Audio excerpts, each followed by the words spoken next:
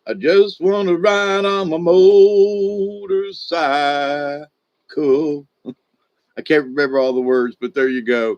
Uh, yeah, I was sitting here the other night going, riding on the city of New Orleans, Illinois Central, Monday morning rail. 15 cars and 15 restless riders, 3 conductors and 25 sacks of mail. All along the southbound Odyssey, the train pulls into Kankakee, driving past farms and fields, passing trains that have no names, freight yards full of old black men, and the freight yards of the graveyards of the rusted automobiles. Good night, America, how are you? Don't you know me? I'm your native son. I'm the train they call the city of New Orleans. I'll be gone 500 miles when the day is done. Yeah, okay, that's enough. Swap floors. Yeah, Ian, quartet thingy. Yeah, isn't it wonderful? Of the pickle folks, you'll love it. Is it Maverick? I never knew. I just, take the A train. Yeah. Yeah. What if God was one of what? And then I have a version of what if God smoked cannabis, toked a bong like some of us? And there were some people who was like, do you know that to sing other words to that tune is like being heretical? You're a heretic. You can't. And I was like, well, wait a minute. I kind of like the version of what if God smoked cannabis in a bong like some of us and got high, da da da da. You know what? Uh, uh, Wait a minute. I don't. If we're all just kind of sitting around and it's a thing to do, not to like I don't want to force Jesus into taking a toke kind of thing, but like if we were sitting around going and he's sitting on our circle and it goes, yeah, okay, I'll take a hit, wouldn't that be great? Absolutely.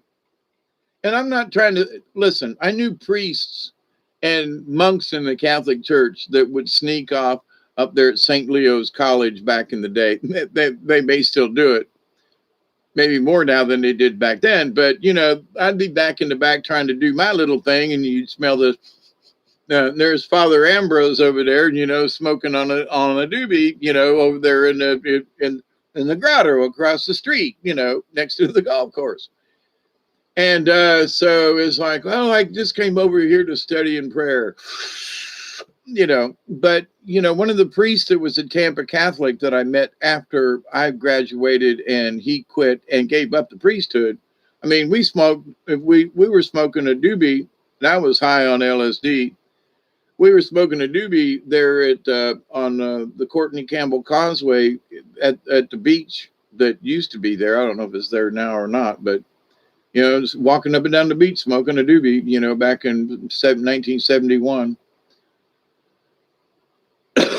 Talking about things and God and Jesus and all that kind of stuff, And it's like, so, some of these people who were trained, ordained priests gave it up to smoke a doobie on the beach late at night with one of their, ex-students from Tampa Catholic, who he didn't know I was on acid and tripping my, Kawangis off. But I won't forget that walk on the beach with him. You know what I mean? It was, it was for me, I'd had, the pedophilia thing and all that kind of stuff. And because I respected him as a priest and a teacher at Tampa Catholic, I realized that, oh my God, something is going on here, So Isby, when I was talking earlier about this twisted stuff's been going on for a long time, I say that simply because, way back in the day, I've talked with priests and nuns who weren't priests and nuns anymore to like, man, this stuff has been twisted for a long, Yes, thank you, Frank Zappa, Catholic Girls. Yeah, that was Melanie. I got a brand new pair of roller skates. You got a brand new key. Da da da ba da ba da da da da da da. I got what you need. I've been dancing around the world. You got something for me. Oh, I got a brand new pair of roller skates. You got a brand new key.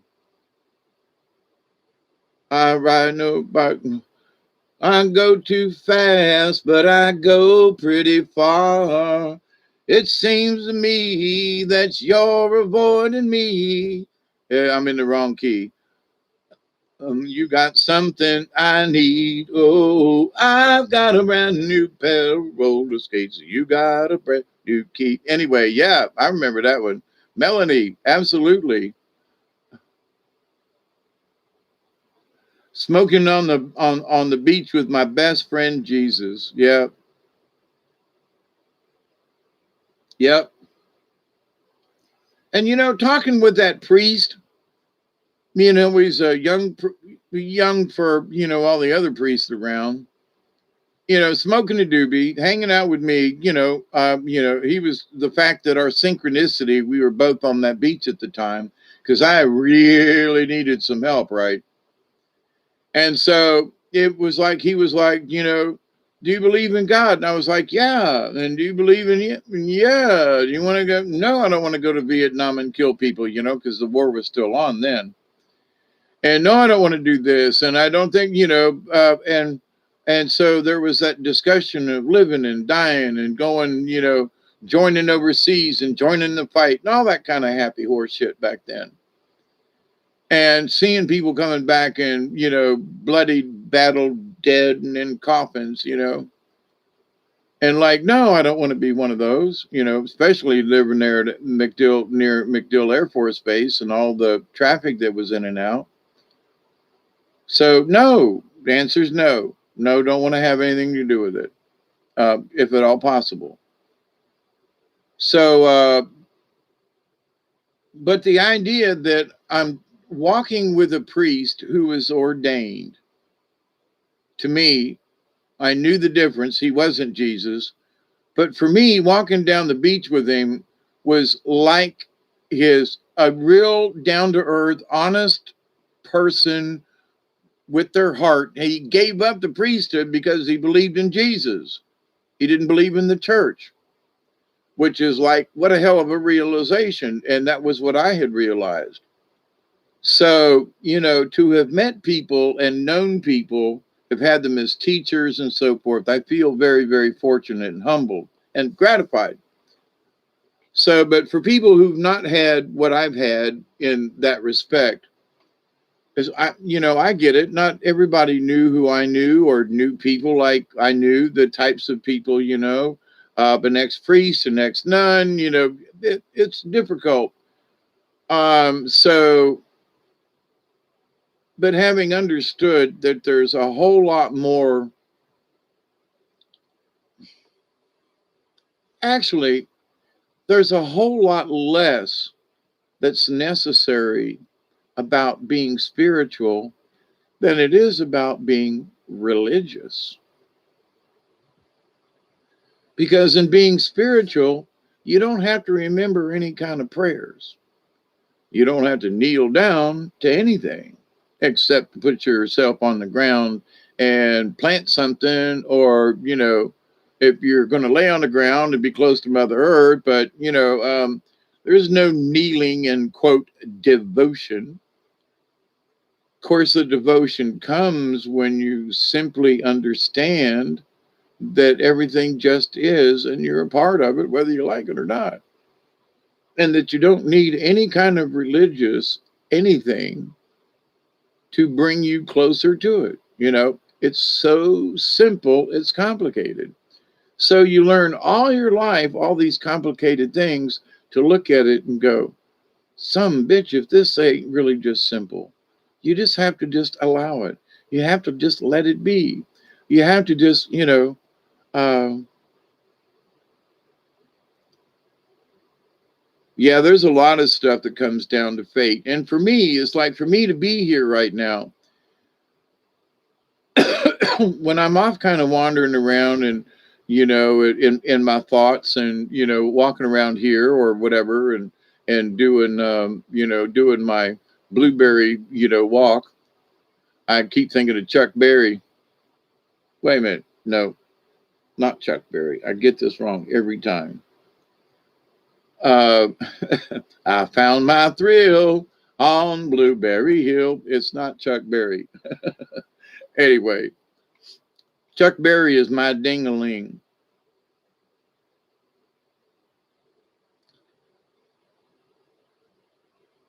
Oh, my ding-a-ling, won't you play with my ding-a-ling, my ding-a-ling, my ding-a-ling, oh, won't you play with my ding-a-ling? Thank you, Elderberry Fats Domino. Once I was sitting on a garden wall, slipped and had a terrible fall. Dum, dum, dum. Sure, I hit so hard that I heard bells ring. Sure glad I didn't hurt my ding-a-ling-a-ling, my ding-a-ling, my ding-a-ling. Oh, won't you play with my ding-a-ling, my ding-a-ling, my ding-a-ling? Won't you play with my ding-a-ling?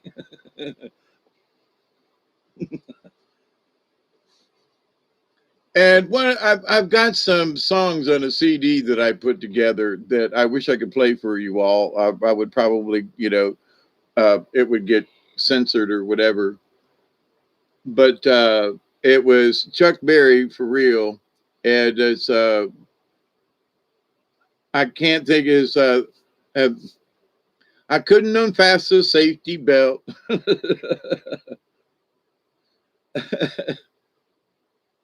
To the safety belt that wouldn't budge.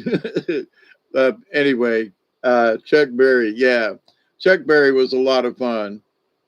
Uh,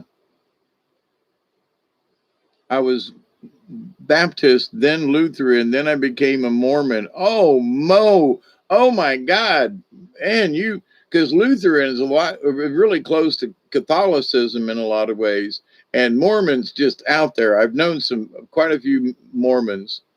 The others are apart. Efforts are on your own participation. Yep. Now again, I will absolutely. I want to say that what the song Charlie Brown by the Coasters. He walks in the classroom, cool and slow. Who told the teacher, teacher, daddy, oh, Charlie Brown, doo doo doo, Charlie Brown, doo doo doo, he's a clown. That Charlie Brown, he won't get caught, just you wait and see. Why is everybody always picking on me? Charlie Brown. Oh my God. James Brown Christmas album. Now, for all things joking aside and hanging out here at 4:06 in the AM time, here on Old Hippie Radio with David Null, aka Hawkeye Two Feathers. Down here in South Georgia time is 4:07 AM Eastern Daylight Time. Good morning across America and across the world, all the way home, I held a grudge. Yeah, to the safety belt that wouldn't budge. Can you imagine the way I felt? I couldn't unfasten that safety belt. That's right. I've got that on a song, and it's mixed in with some other songs, and but every time it gets to that one, I remember, at the time when I was a teenager and listening to Chuck Berry, I was not really paying attention to the words. I was da da da da da da da. But then when I heard later on in life, I heard the words. I was like, "Holy shit!" I couldn't unfasten a safety belt. It didn't make sense back when I was a kid. safety belt, ha ha ha. No, no, no, no, no. Oh, it makes sense now. And in a way, that was a dirty song, you know.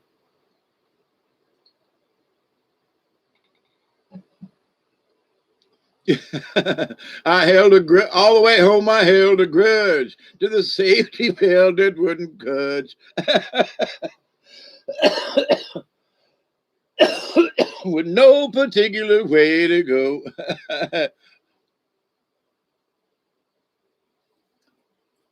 My grandpa, when he was on the Raleigh side, uh, not related, but husband to my granny Raleigh that I always talk about. Fred was a stock car lover. Uh, Special car he had that he had from Dodge back then that we inherited, sort of. Um, it had 290 slant six. Grandpa knew what he was buying, let me tell you. 62 or 63 Dodge. But anyway, not many Dodges had the 290 slant six, but it was strong, let me tell you. Anyway, uh, I should know I run the shit out of it when I was a teenager, but um, Grandpa had a bar for quite a few years when I was really young. I mean, let's see, 61, 62, 63. So, uh, 62, I would have been 10. So 9, 10, 11 years old was the time that I really hung out with my grandpa before he died in the end of 63. Or it was early 64. It was right in there around Kennedy. All right. So that's what I remember. But anyway, so, but all the 45s that went into the jukebox, if when they went to trade them out, the guy had so many 45s that he would give them to my grandpa. So I literally had stacks and stacks and stacks of 45s that were given to us through the bar. But they were older songs before 1963 because they sold the bar. So, but I had all, and and my adopted mother, I still to this day I would like to slap her for some of the things she did. But she got rid of all the 45s because they were in the way, and because I was living out of a cardboard box at the time. Literally, I had no place to put them. So when I went back to get, after I had gotten rented a place to live and all this stuff, I went back to get some of those 45s, and she had thrown them all away. I mean, there were Beatles songs. I had albums. I had, back in the late 60s, no one knew of Jefferson Airplane.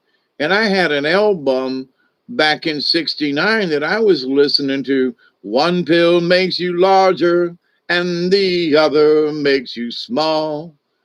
That, I was listening to that before I was out of high school, and there are people who are like, what? See the white rabbit, anyway. And it took me a while to, but I mean, I had an original album of these guys, and it's like, oh, just gave them away, dumped them out. Holly Love God, um, Johnny Cash. Yeah, I'm.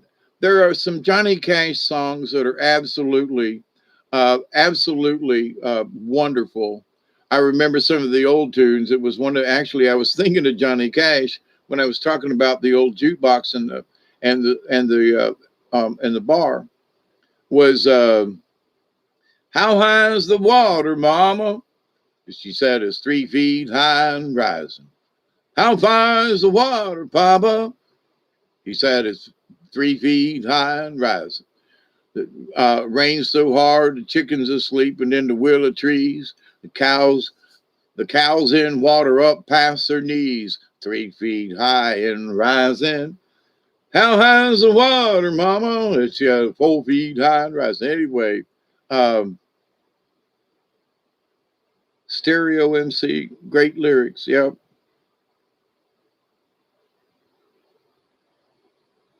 All I got is Johnny Depp in a bathroom holding a radio. My whole stamp collection. Love them. Gorillaz, Blue Oyster Cult, and Led Zeppelin. Yeah. There was some Led Zeppelin that I think it was on their second album, Led Zeppelin 2. Uh, just to this day, I can't recall the names of the songs right now, but it's still to me some of the best rock and roll, you know. And but then conversely, at the same time, there were people like Roy Orbison, you know, who pretty woman walking down the street, pretty woman, the kind I like to meet, pretty woman. I don't believe you, you want the truth. No one could look as good as you. Row. Anyway, my slight imitation of Roy Orbison. 8-minute warning, zinging bowls in hand. Oh my God, have we passed another freaking hour? I'm sitting here singing songs, you know. You want the truth? No one could look as good as you. Dum bum bum bum bum bum bum bum bum bum bum bum bum. Pretty woman walking down the street. Pretty woman.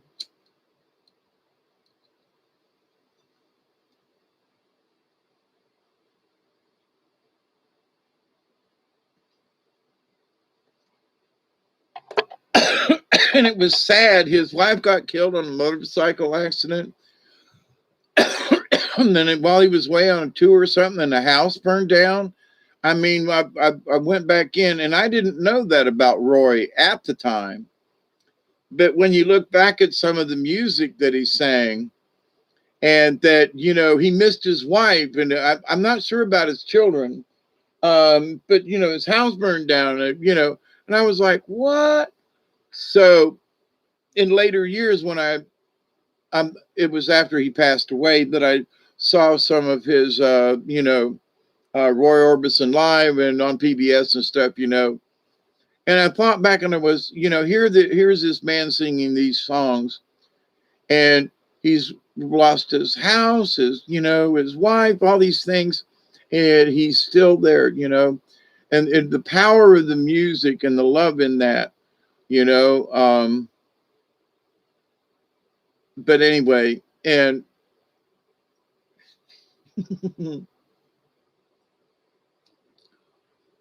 anyway, there have been some really great artists that have been out there. Hey, now, how are you? I was listening to Creedence and Johnny Cash's final album back to back. Somehow they belong together. Yeah, and when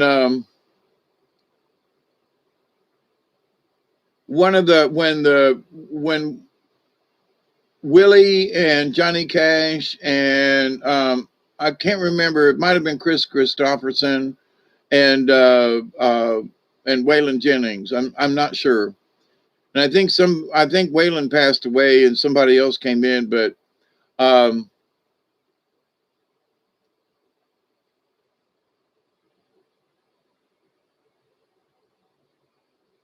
um,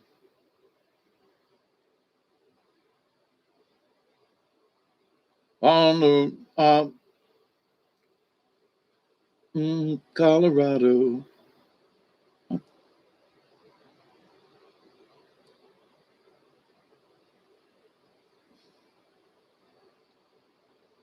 Country deep and wide on a corner by my side. Dun, dun, dun, dun, dun, dun, dun. I'm trying to remember the song. Dun, dun, dun, down, down, down to Mexico. Dun, dun, dun, dun, dun, dun, and I will still survive. And I will be around and around and around and around and around. I can't remember the song. Anyway, um, oh, that one. Yeah, absolutely. Poncho and Lefty. Living on the road, my friend. who's gonna make you free and clean. Now you wear your skin like iron, your breath as hard as kerosene. Once your mama's only boy, her favorite one it seemed. How she cried when you said goodbye, sank into your dreams. All the federales say they could have had him any day. They only let him go so long, out of kindness, I suppose. Yep, that's one of my favorite songs to play by Willie. But I was thinking of also, there were 7 Spanish angels at the altar of the sun. They were praying for the lovers in the valley of the gun. And smiled at everyone. There were 7 Spanish angels, took another angel home. Huey Lewis and the News. Oh my goodness. Yeah, I can't remember a damn song they did. Oh, Merle Haggard. Yeah.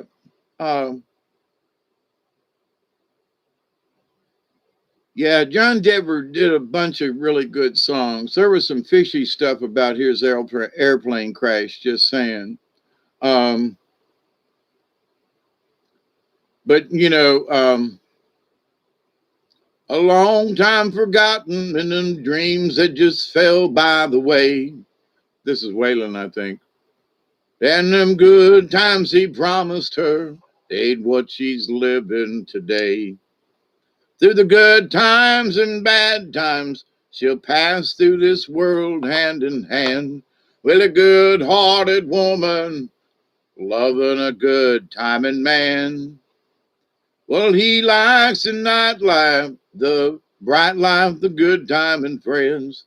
But when the party's all over, she'll welcome him back home again.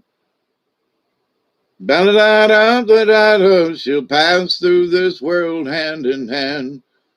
She's a good-hearted woman, loving a good-timing man. And it goes on from there, yep. Wailing, and Willie and the boys. Yep.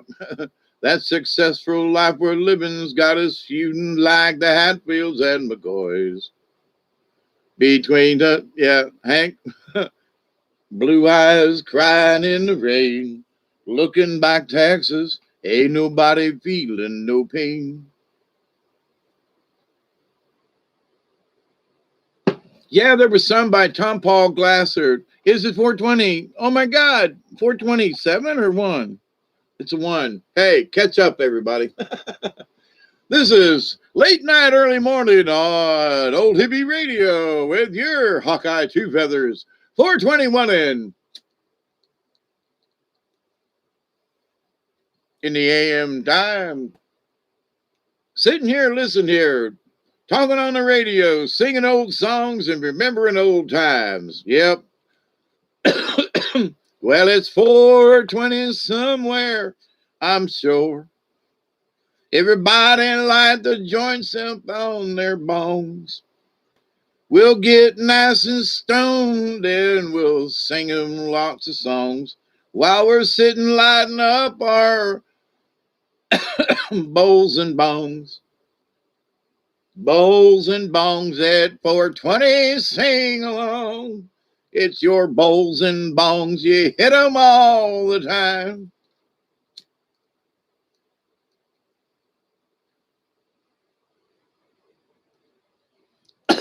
It's bowls and bongs in the morning and even late at night.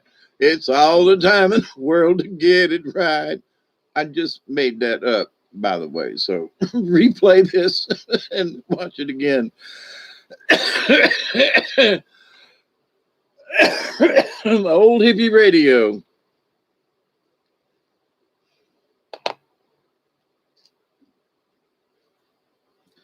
How many roads must a man fall down before they call him a man? And how many times must a cannonball fly before they be free in the sand? I can't remember how it goes. The answer, my friend, is blowing in the wind. The answer is blowing in the wind.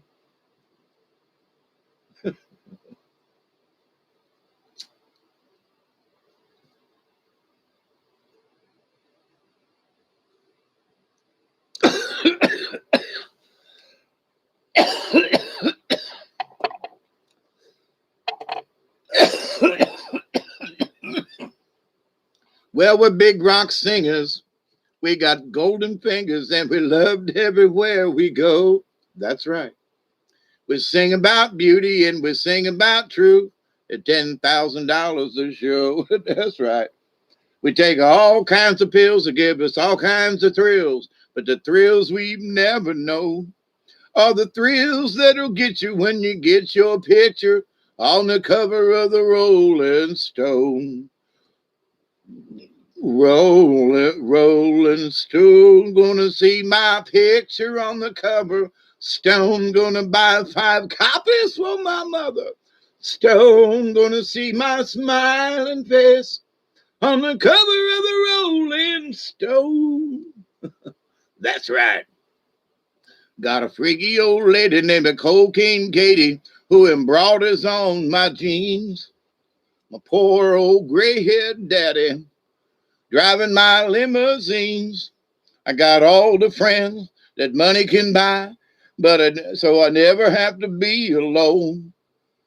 I keep getting richer, but I can't get my picture on the cover of the Rolling Stone. Rolling Stone, gonna see my picture on the cover. Oh my goodness. Thin Lizzy. Oh yeah.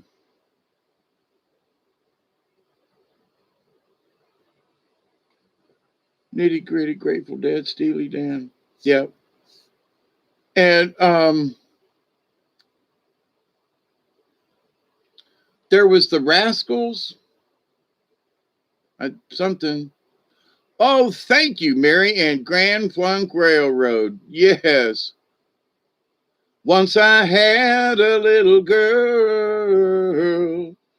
Sometimes I think about her, too. But you know she's not there. But memories do call. Sometimes I think about her, but you know she's not there. Heartbreaker, can't take her. Heartbreaker, bringing me down.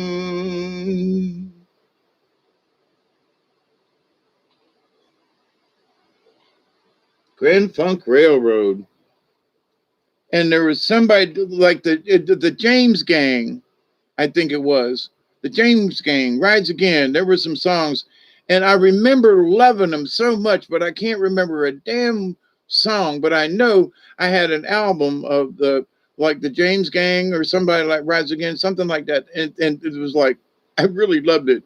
Anyway, um, Grand Funk Railroad. Yep. The Pretenders.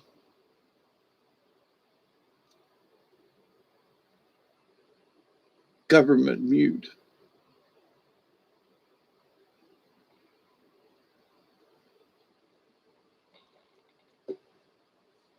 When I was in 1968 and 1969, I was played with a group of folks, and Grand Funk Railroad was like right there. And yeah, some good old Southern rock. Blackfoot, yes, thank you. Molly Hatchet, 38 Special, absolutely. Oh, 38 Special, dang. Um,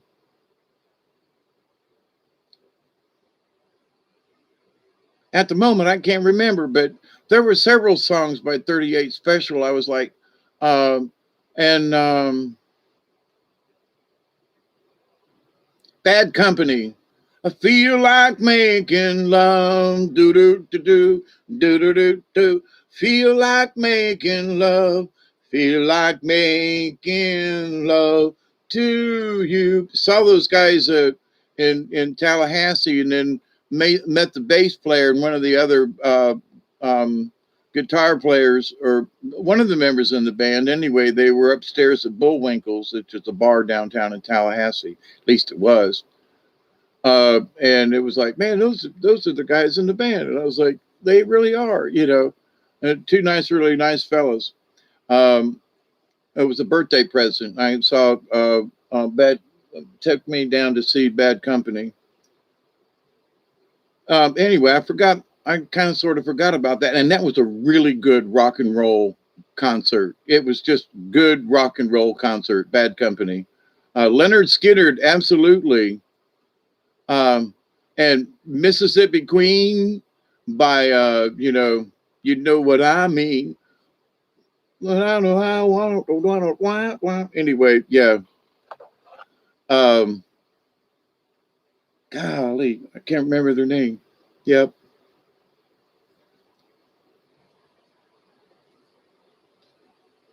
Yeah. Let the midnight special come and try to shine and save a loving light on me when you get up in the morning and hear the church bell ring. Then you come into the station. You do the same old thing. Da, da, da, da. Yonder comes Miss Rosie with a piece of paper in her hand. I'm gonna be her man. I let the midnight special shine its light on me. Let the midnight special shine its ever loving light on me. Little Feet. There you go. Dixie Chicken and Blackfoot. Yeah. Black Feet, Blackfoot. I think that's the one I was trying to think of before. I've been so lucky, having Harbor Valley PTA. Yes.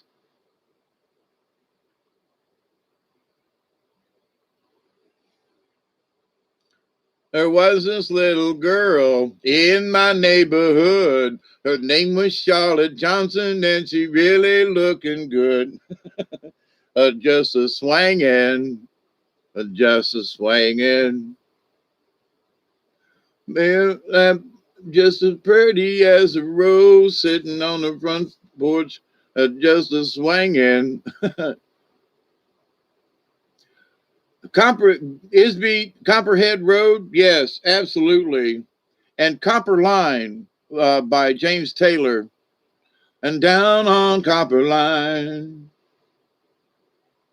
James Taylor, very he didn't really know. He said this on one of his interviews later on in life, and he goes, my wife is this excellent piano player and everything, and music teacher. And he goes, well, how did you learn? He goes, I don't have a clue. I don't know how to read music. And they looked at me. He goes, I really don't. If you want to know, ask my wife. He said, I just play it. So I was like, what? And at that time, I was feeling kind of stupid because I didn't know some of these chords. He didn't either. He was like, look, I just know that this is how it sounds when I play this.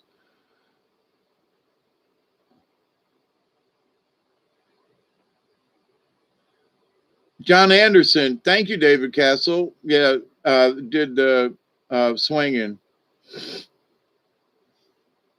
To the place where I belong, West Virginia, Mountain Mama, take me home, country roads.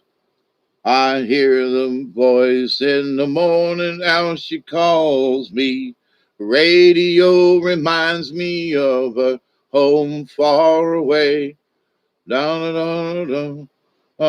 Mm, Yesterday, country roads take me home to the place where I belong, West Virginia, Mountain Mama, take me home, country roads. Do y'all remember? Oh man, Captain. No,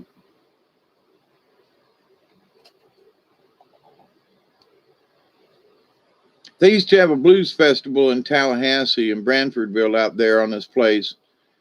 And they had some folks. I mean, I got to, you know, I got to see Percy Sledge, like shake his hand, and there were some other great artists. And you know, when a man loves a woman, I just anyway have had the opportunity, you know, not in some great grandiose ways, but I don't know, in some down home back country, you know, like. I don't know if the Moon is still open in Tallahassee, but it was an old Publix. It was a you know a store, right? And they turned it into put a mezzanine in and a stage on one end and turned it into this quaint little lounge bar type place, you know. And they had really, I think Willie Nelson actually played there one time when he was going through Tallahassee. Didn't want to do the convention center, but played at the Moon, you know, because it was more intimate, you know. And that's where I've seen Arlo Guthrie at least two times, I think three, because the third time or the last time I saw him, which has been quite a few years ago, his son was playing in with the band, and you know they had new music and stuff, and it was really great to see. And he said, "I'll take requests, and if anybody says Alice's Restaurant, I'm going home." You know. Captain Beefheart. Oh my God, you folks know some of them old ones. Southern rock is based in blues scales into music.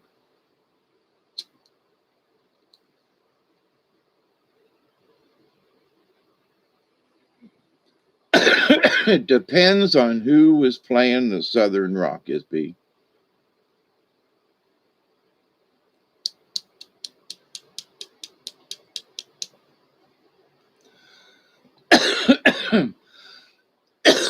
What a lot of folks were trying to do, and I mean, even the Rolling Stones, they were trying to emulate the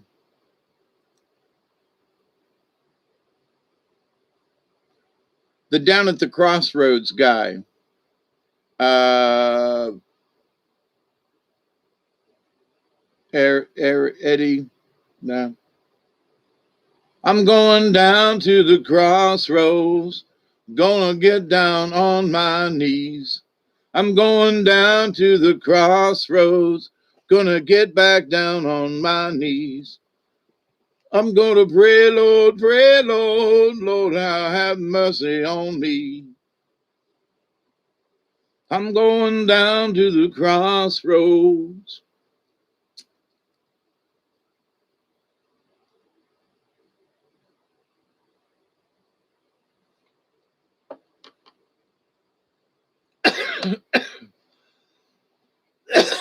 Now, for those of you who I'm, it's getting early morning and um, overcast. So those tomatoes were sensitive. Robert Johnson, thank you, Niall. Thank you very much. Right, Robert Johnson. There were so many people, and still do. There was a set that I saw. Um,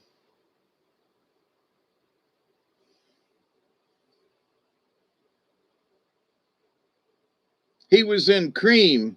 That I still like the original Cream back in the day. Um,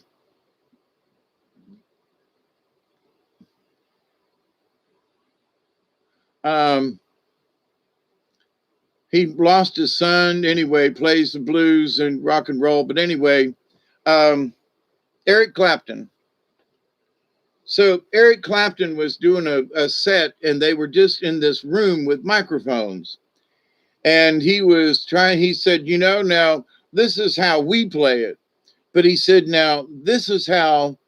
He tried to duplicate just exactly how Robert Johnson played the tunes. Now he was playing the songs, you know, but he said, "Now, but Robert Johnson plays it like this. There's a slap." And he goes, you know, he said, "And this is really hard to do." And I was like, and Eric, you know, there were some other folks too. So, um, but folks have been trying to emulate um, um, Robert Johnson, thank you now, uh, for a long time. You know, it just is what it is. And I mean, for example, there's some licks that Jimi Hendrix played. Um, I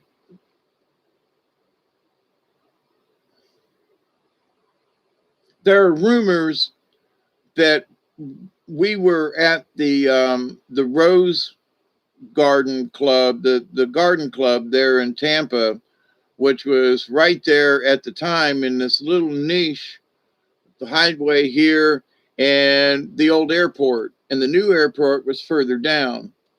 And so it was the men's garden club or something like that. Anyway, that's where all the hippies went and turned out. And so they charged us so much to get in, and for the whole day or night or whatever. And we had battles of the bands, and there were people who came in. Uh, there was um, um, there was this guy. We all woke up. We were all doing acid and electric watermelon and smoking hash out under the stars, you know, there, and listening to these bands that were playing in Tampa. And this one guy walks up, and it was like, "Hi, I'm Jimmy. Can I play?" And everybody woke up, and we was like, "That's Jimi Hendrix." And there was the Johnny Winter was there. You know, we all woke up, and somebody said, "You know, was he really here?" And they were like, "Yeah." There were people who weren't tripping, who were like, "Yeah, that was really Jimmy up there." And these other people, because they'd heard about the Tampa jams, and literally like less than 2 miles from the new airport, and on right across the street from the old airport, and where the runway was at the time, there was still part of the runway there. And so they would come, and we had, I mean, the bands that played there, and we'd be, you know, 1 o'clock in the morning, and somebody'd say, "Hey, man," you know, they'd walk up on stage and say, "You know, I'm here. Well, I got a 2 hour layover, and I thought I'd come over and play with y'all. You know, I heard about there was some good jam going on." And you wake up, and there's, you know, one of these, you know, um, the Winters.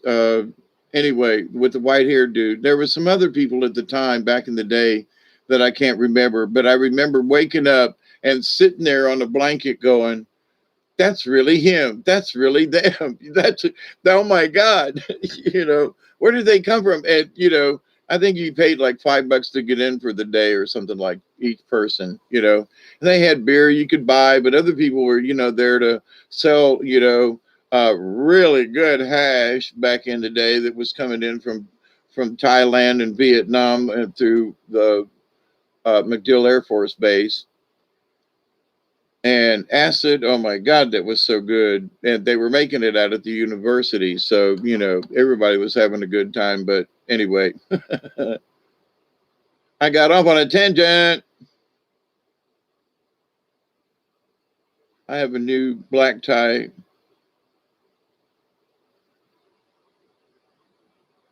Yeah, it was really interesting. And I mean, there were times where there was Saturday and Sundays in the evening. In the afternoons, people were just sitting around, and we had a good time. I mean, people got together with guitars and singing, and so there was a lot of talented people playing music, not just on the stage, but waiting for people to come and play, you know. And there was a sort of a southern band that not many people knew about called Duck Butter, and there was this three there was this band that was these three guys, and it was a lot, they played a lot of music that was a lot like Cream, the early Cream, with Eric Clapton, and I can't remember who else was in it. La da da da da da da, la da da da da da. Yeah, anyway, hashish. Anyway, um but they played around at many of the Tampa jams and were well known. And they just play it. There was a lot of good music that was played, and a lot of times you were less than 100 feet from, that 100 feet would have been a long way from the stage. You know, you'd have been towards the back. but there was an open field that I guess at the far end it could have been, a half a football field or more.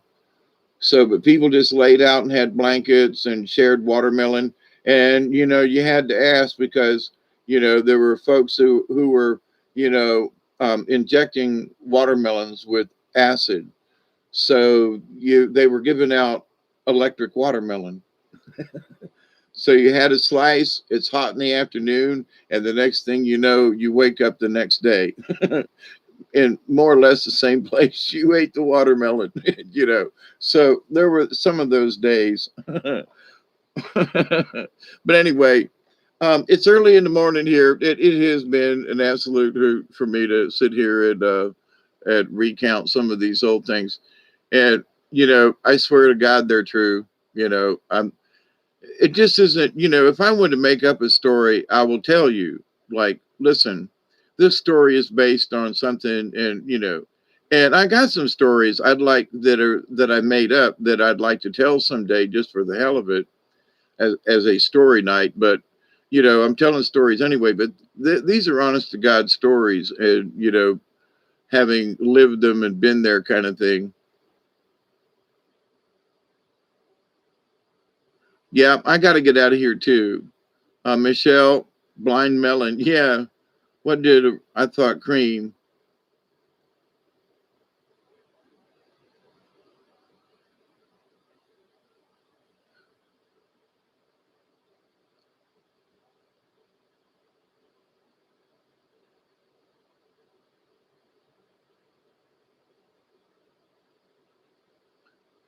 I'm sitting here.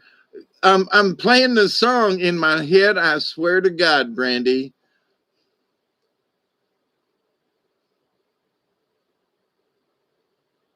In the sunshine of your love. Dun, dun, dun, dun, dun, dun, it's getting near dawn. And so, my love, I'll be with you too, I'll be with you too. Anyway, da, da, da, da, sunshine of your love. Thank you very much. There you go. Man, and see, some of that old rock and roll music is like, what? Yeah. Love that. Yeah, absolutely. And it might have been Clapton that was doing it, because he was the lead player in Cream versus, because he was lead, then the bass, and then the drummer. So, ba-da-da-da, bum, bum, bum, da-da-da. And when I was growing up, like that was the bomb. It's getting near dawn, dun, dun, dun, do, do, do. The light down to on you, da, da, da, da, da. Anyway,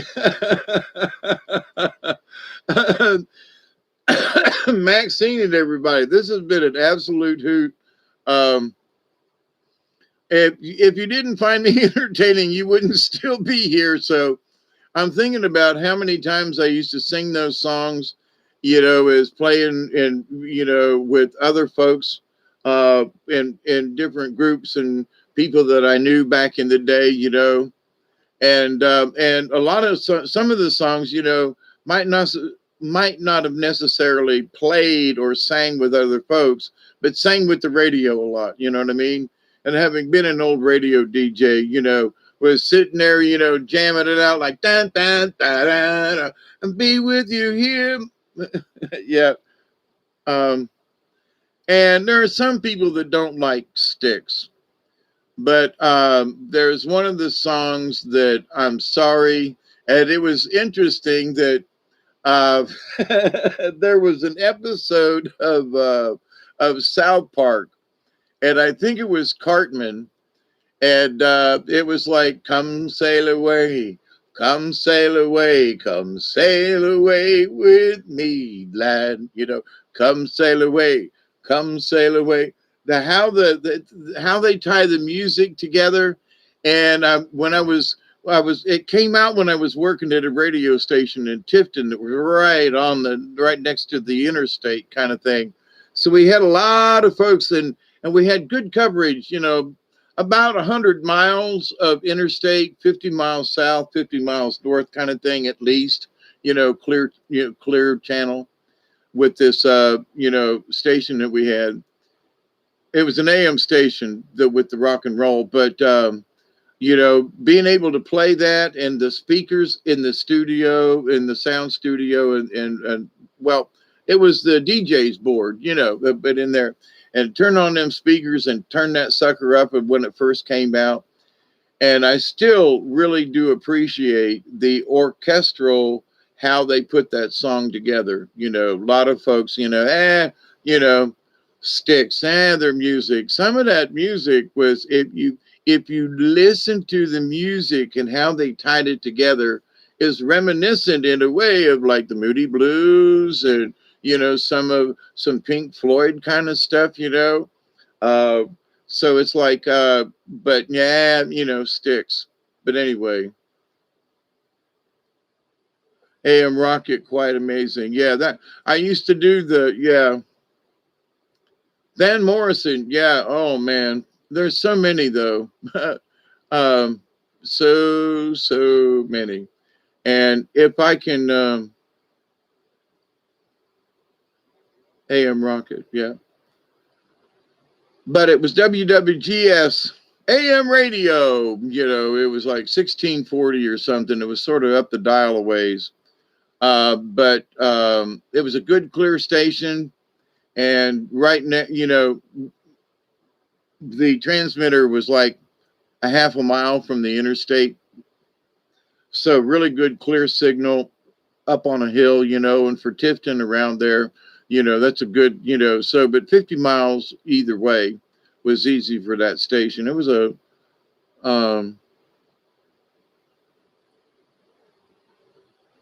no, the FM side was 100,000 watts.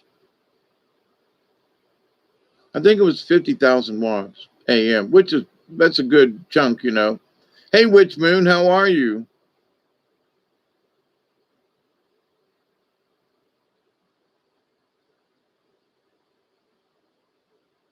Mary Wins, you grew up in Orlando, too young to go see cool concerts. Well, I grew up in Tampa, so it's not the same, but we had went to Orlando. In fact, when Disney World first opened, I went over there and actually applied for a job.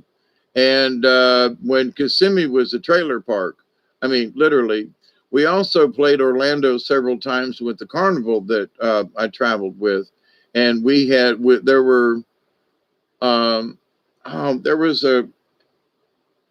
it's changed so much since then, but there were a couple of parking lots like on a JT Ward's or WT Ward's or something like that, different places we'd set up the carnival in the wintertime, when we didn't have any other places to go. So, I hated them parking lot jobs, but yeah, I went to Orlando and Lakeland and played a couple of places through there. We played now in the fall. We always played Ormond Beach there at a Catholic church, and literally people would throw money at you. It's the craziest, wildest, and boy, you could make a good in 3 days. You could make a good chunk of change. You work your ass off, you'd be exhausted for days, but yeah, I didn't see Hall and Oates. No.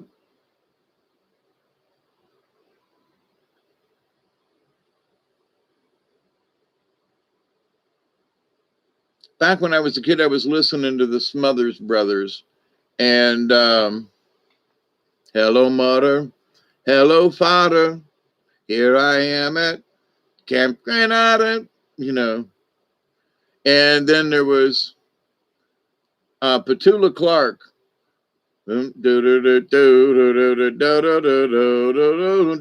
Always go downtown.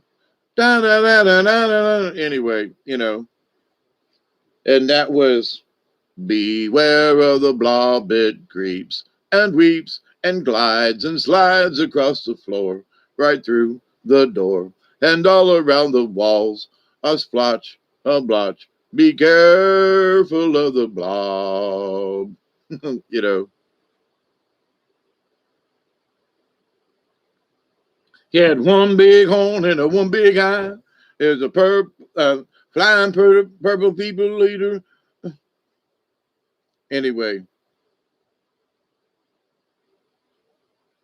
and then there was Ahab, the Arab, the king of the burning sands with his camel way up. That was early Ray Stevens, you know, but woke up in the morning to Howlin' Jack on the AM radio playing, you know, Ahab the Arab from, you know, and he was recently on a program, Huckabee, Ray Stevens with a song about, you know, today and everything is like, you know, he still got it.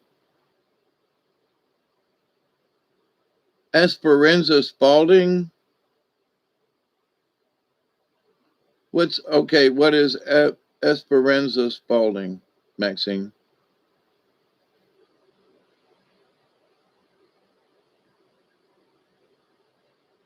I quit watching. My eyes are blurry and I don't want to put my glasses on.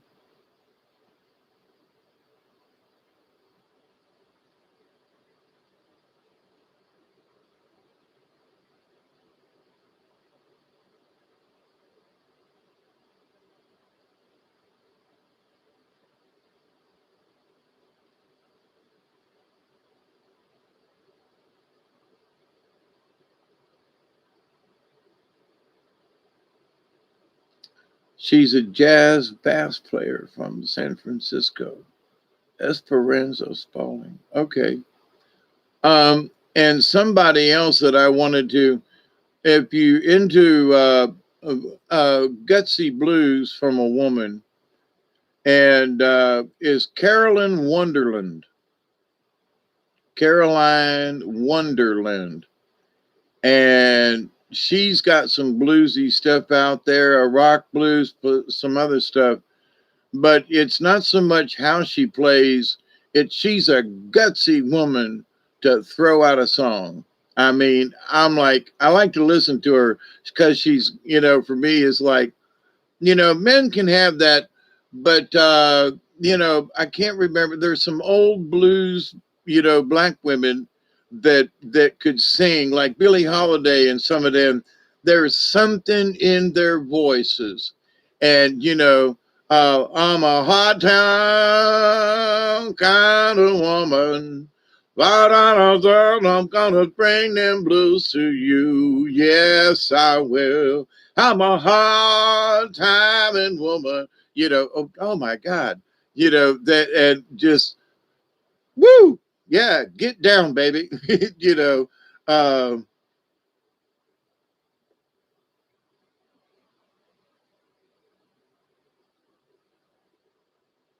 Beth Hart. I don't know who Beth Hart is. But Carolyn Wonderland, WUND Wonderland.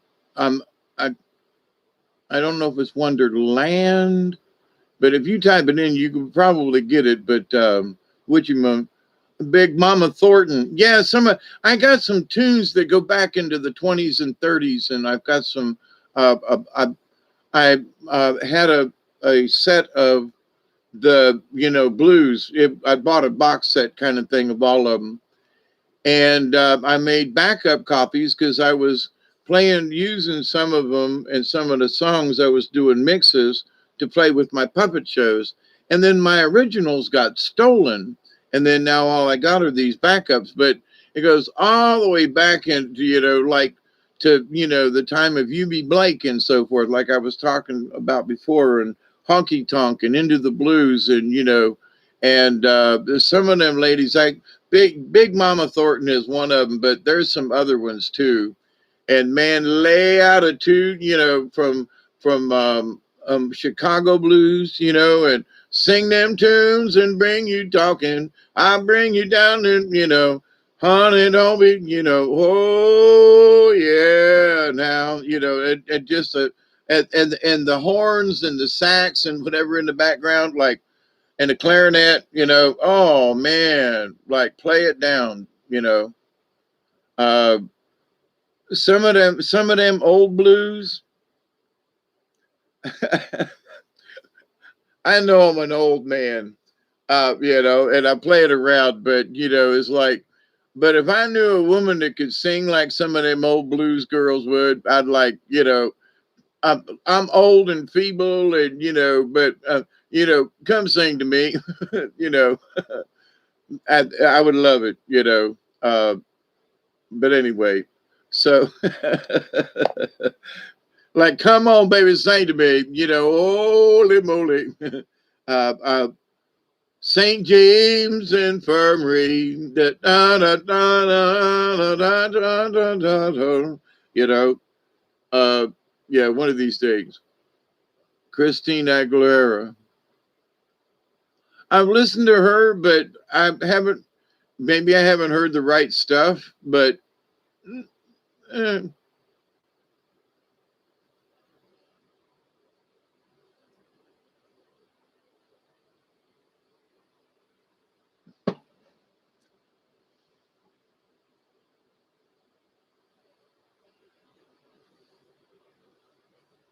Beth Hart. Okay.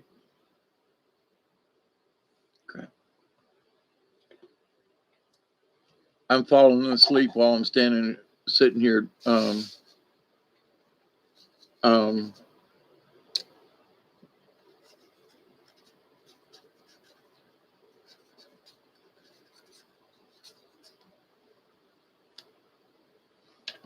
there's this one, um, it's Hard Mary, something like that. And I've subscribed to her channel, and she plays some very interesting hard acoustic music, home written. She may be, well, she's near the coast of somewhere. I don't think she's Hawaiian or on Hawaii, but Mean Mary, it might be. Um, yeah, the old Memphis blues. Yeah. Um, I wrote it down. Mad Mary could be.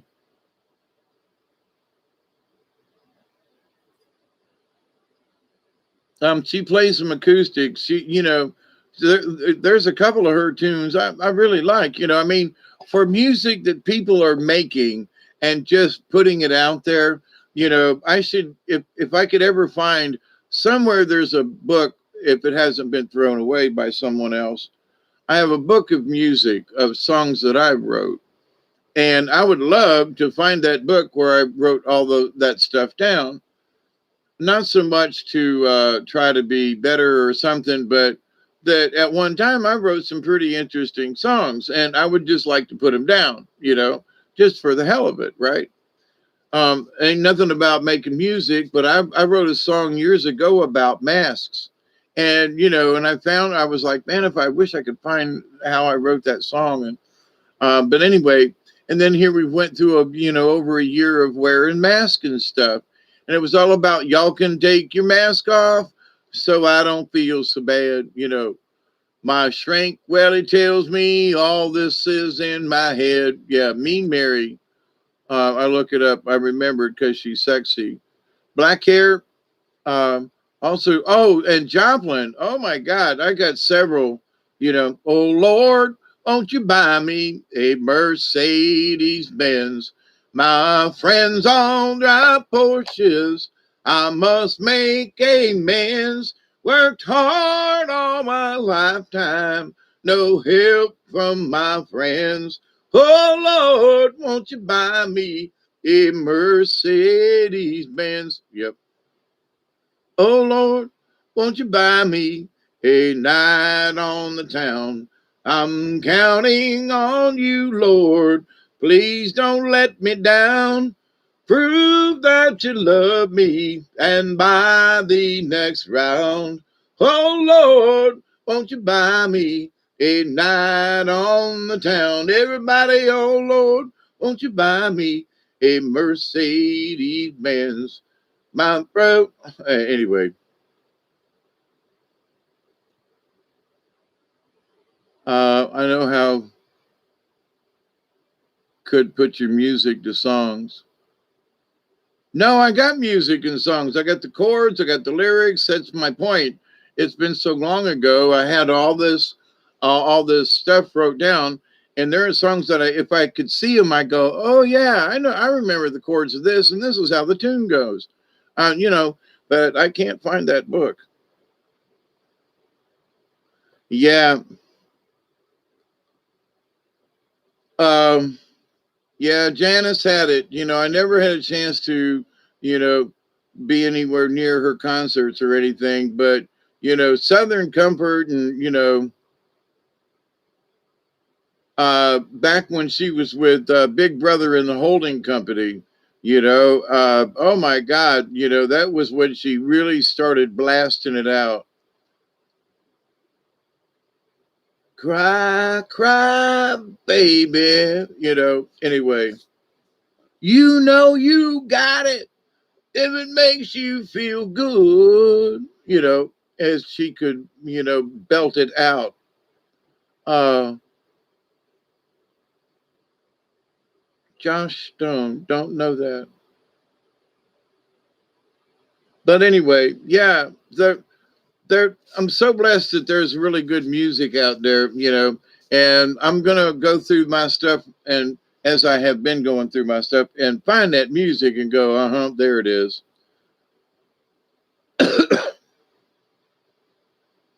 You got it. If it makes you feel good, yeah, yeah. If I could find my harmonicas, Um, but anyway, my friends, yeah, Janice had it. Yeah, she did. Uh, but having, I think you probably know just by hanging out with me for the last hour and a half, uh, covered. Oh, son of a preacher man. Yes, he was. Yes, he was. Oh, yeah, he was. Mm-mm-mm-mm. Was the son of a preacher man. Yeah, I remember that.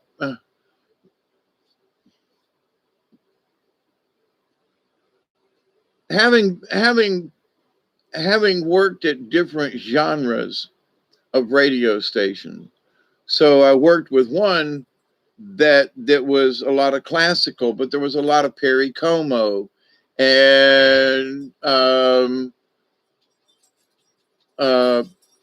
Perry Como, Dean Martin, the crooner, Bob Crosby, Bing Crosby, and stuff like that. And some of those old crooning tunes, is like, wow, just amazing. And, then it crossed into easy listening, that was like sort of choral type mixed in with orchestral. And that was one radio station. But on the other side of the wall was a top 40 AM rock and roll station. So you took care of the this radio station over here, what as the time was as automated as you could get it, unless there was robots that could change the reels. Um, and we had to be there for the top of the hour and stuff like that. And sometimes shit went wrong, and you had to go on the air or play something, or shift a card. Do anyway, Um, but then on the AM side, you were spinning records. We didn't have any of this pre-done stuff. You were sitting at the board, you were spinning records. There were 45s and albums. You had 3 turntables at least, to play from, and then all the news feeds and everything and all that kind of stuff too. Nina Simone, yeah, I think I've heard of her.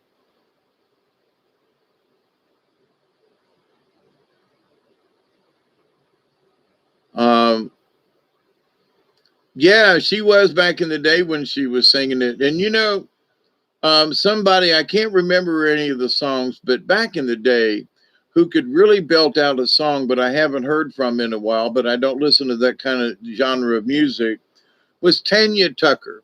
She did not get enough respect in my way of thinking, because she could belt out a song, and anyway,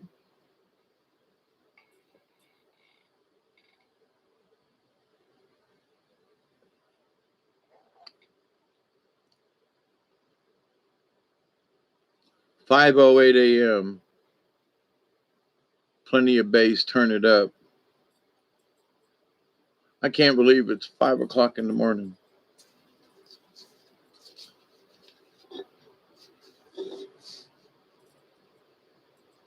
Michel, ma belle, sont les mots qui ensemble, très bien ensemble.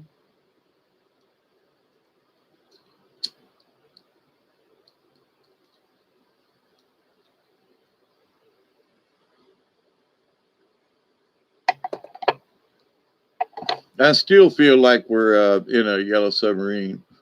Okay, need a notepad now.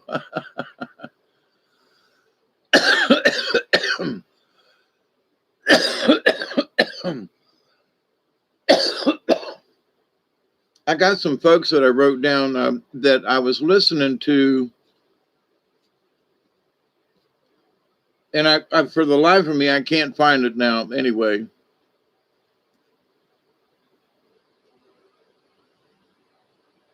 qui vont très très bien ensemble, très bien ensemble. I love you, I love you, I love you. That's all I got to say. And when I find a way, I'm hoping that you will too. Won't understand. Michel, ma belle, sont les bons qui vont très bien ensemble, très bien ensemble. That's what I remember. I probably got it wrong. That's all I want to say until I find a way. Yeah.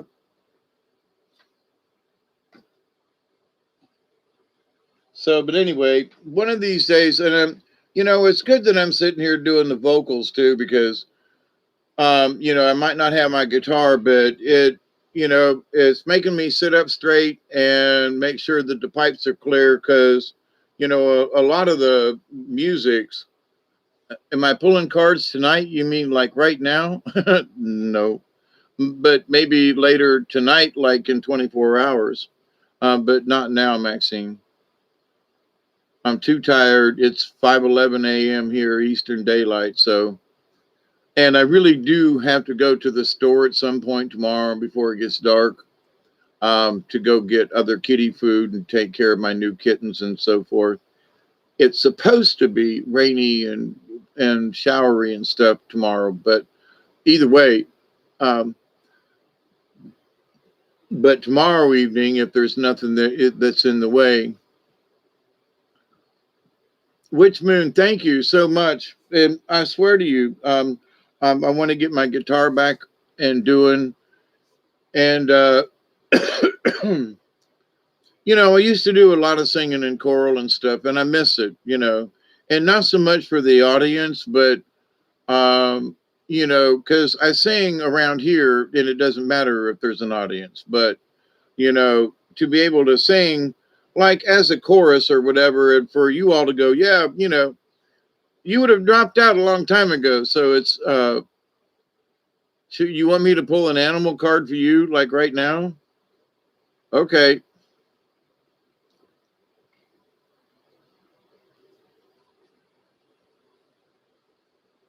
Close your eyes, do the thingy.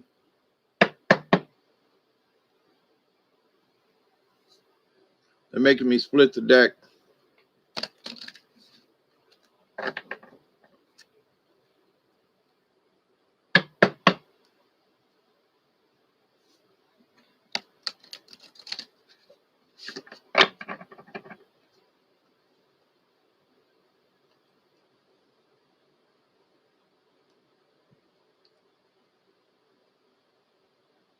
Creepy crawlies are trying to come in. Ooh, Randy, yuck.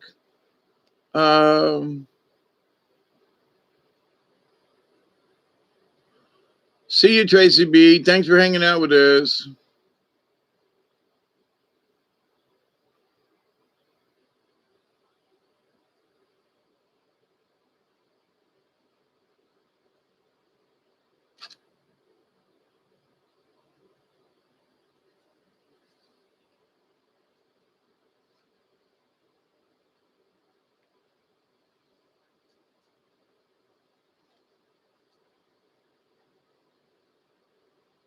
Interesting. There's a card, Maxine. Interesting. Number 44 was the card I pulled. It's Hummingbird. Beside it was Upside Down Deer, which is that, deer was there and fawn. I love the deer story. Deer was there for fawn. I mean, um, on the trail to the of Sacred Mountain to see and speak to the Creator, and the demon was on the road, and deer was so just full of love and was not fearful that the demon just melted away, and so the road to um, Sacred Mountain is open to all because of deer and being fearless in that.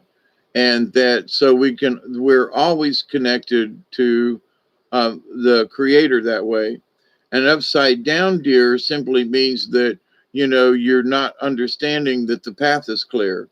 So anyway, and dolphin has a lot to do with water and understanding and frequencies. But your card, I just wanted to tell you what it was between, because they made me look at both cards. But I'm going to only read you Hummingbird because I really am tired. Okay. I've been up and doing, and long before this, I did some outside work, and I'm sore sitting here, and I haven't moved in almost 6 hours hardly. Well, I've gotten up a time or two. Hummingbird is the last one, and it was straight up too, by the way. So it's the last card. Oh, dolphin, by the way, is manna, to where all things are provided to us. Dolphin, breathe with me. Breathe of the divine. Manna of the universe. In oneness we entwine. So that was like they were like spacer cards but hummingbird is joy. So, and I need another pair of glasses to go with these because I can't see the words right. Let me see if this works. Oh, that's better. Two old broken pairs of glasses. Yeah, this works. Drink.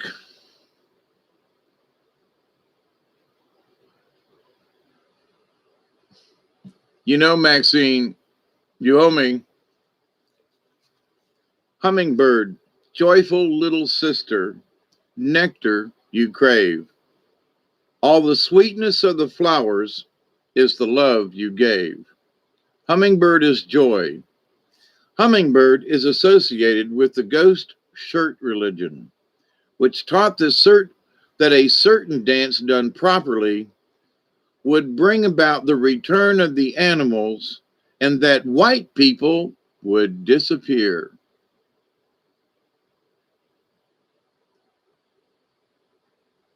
Once again, the original people would know the joy of the old ways.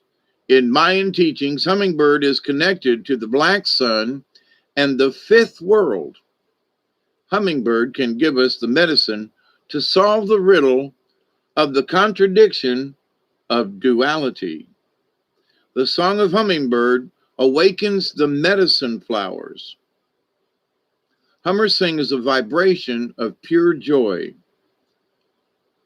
Flowers love hummingbird because nectar sucking brings about the reproduction of their families. Plants, flowers, and live because of hummingbird. Hummingbird can fly in any direction, up, down, backwards, and forwards. Hummingbird can also hover in one spot and appear to be motionless. Great Spirit created hummingbird to be slightly different from all other feathered creatures. Because of their magical qualities, hummingbird feathers have been used for a millennium in the making of love charms. It is said that hummingbird conjures love as no other medicine does, and that hummingbird feathers open the heart. Without an open heart, and without an open and loving heart, you can never taste the nectar and pure bliss of life. They want me to read that part again. It is severed, wait, without an open and loving heart, you can never taste the nectar and pure bliss of life. To brother and sister hummingbird, life is a wonderland of delight, darting from one beautiful flower to another, tasting the essences and radiating the colors. If hummingbird is your personal medicine, you love life and joys. You love life and its joys. Your presence brings joy to others. You join people together in relationships, which brings out the best in them. You know instinctively where beauty abides, and near or far, you journey to your ideal. You move comfortably within the beautiful environment and help others taste the succulent nectar of life. Hummingbird holds the bow of beauty, which is delicately inlaid with gold and silver flowers, pearls, and precious jewels. Hummingbird disdain Hummingbird disdains ugliness or harshness and quickly flies away from discord or disharmony. If Hummingbird is flown into your cards, get ready to laugh musically and enjoy Creator's many gifts. Drop your judgmental attitude and relax. Hummingbird will no doubt give you a flash of the spirit, darting here and there and then everywhere. Get ready for a strange new burst of energy which may send your senses reeling. Hummingbird clear tui. Hummingbird hears celestial music and is in harmony with it. Hummingbird may invite you to an art museum or a concert. Hummingbird energetically embraces the highest of aesthetics. Never be coarse in front of Hummingbird, for this is a fragile medicine which may have no understanding of worldly affairs. Beauty is the target, and Hummingbird's mission is to spread joy or be destroyed. Hummingbird quickly dies if caught, caged, or imprisoned. Follow Sister Hummingbird, and you will soon be filled with the paroxysms of joy and experience a renewal of the magic of living. So that's it for now. I promise in a day or two or so, it kind of sort of depends on the weather because tonight I honestly thought it was going to thunderstorm and then it didn't. Then I got to yakking about this stuff and I'm tired, honestly. And to do the cards takes energy that at the moment I don't really have. So, but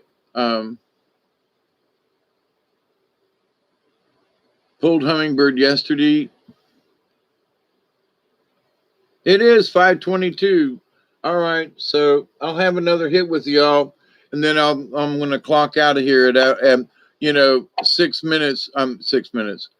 2 minutes before 6 hours. So I've been here a while, and it's I do have fun with doing these old things, and I'm glad that you all hang out with me. I do, and for whatever it's worth, or me being here in an all night radio station.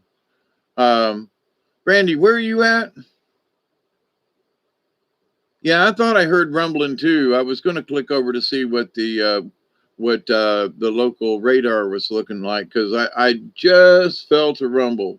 Yeah.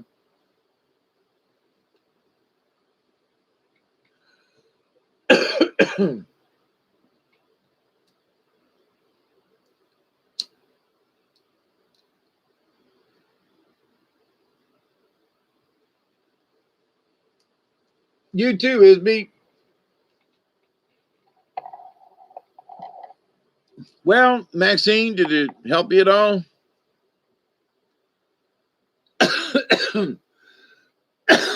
And I still haven't put out my hummingbird feeders, but as I'm clearing out this section over here where I've been beating up the foundation of my house, there's a place to put.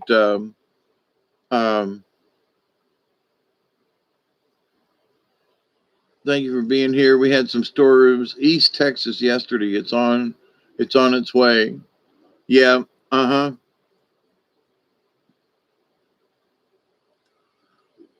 Now I'm getting ready to fall out too. Having been outside, earlier today, and I really enjoy that I can do it, even though it pains me. Um, is cutting my grass with the weed eater and going out there and having things look better, and because the different plants come up in the yard at different times and in the field. And so there's these certain types of plants that come up, and then there's the dandelions that all just poofed and all the little white little things went flying. And because those are seeds, then sweet dreams to you too, Mary. Um, you know, 5:24 here, Eastern Daylight Time. It's 4:24 my time here at the house because I refuse to move my clocks. So, thank you all for being around.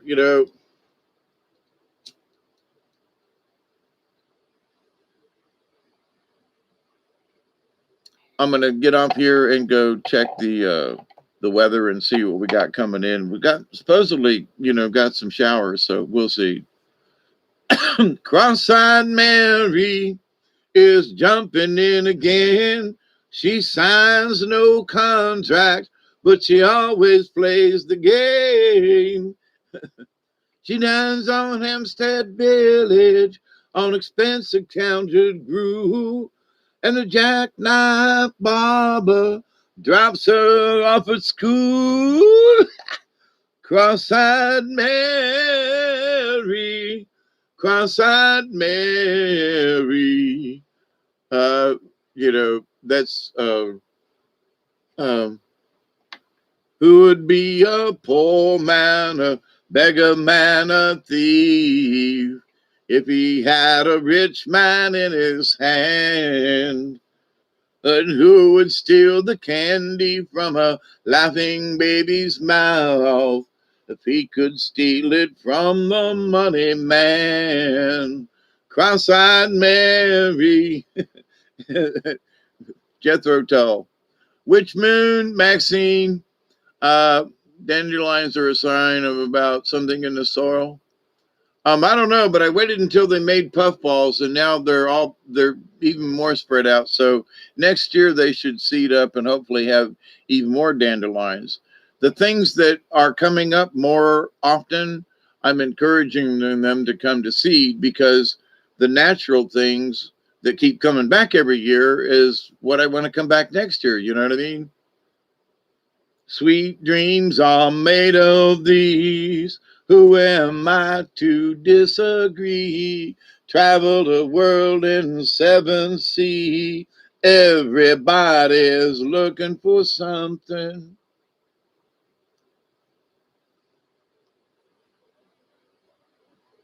And there's shine on, harvest moon, up in the sky.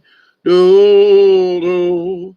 It knows since January, February, June, or July.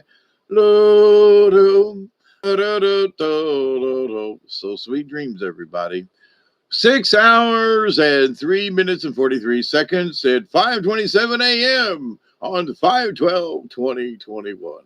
It has been a blast hanging out with you here on uh, Late Night with Hawkeye on Hippie Dippy Radio Station down here in South Georgia from, the Little O'Clockney River Hermitage. We all wish you a good morning and a whoop, whoop, whoop, and a ween, if y'all know what I mean.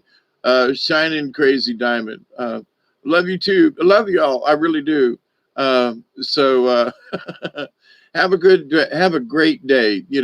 And if you can find a time in your life, I'm the new Howlin' Wolf. Yeah, there you go. Come on in, come on in. We'll all have a good time. This is Howard Wolf said, "How did it? Good morning, everybody." So we're hoping you're having a good time out there, and that you're going to be safe and you're going to be judgmental when it needs to be. Wolfman Jack used to listen to. He was at one time worked in Jacksonville, and you can pick it up. It might be that it was syndicated, but we could hear it through Jacksonville anyway. But so, my dear friends, sleep well. Um,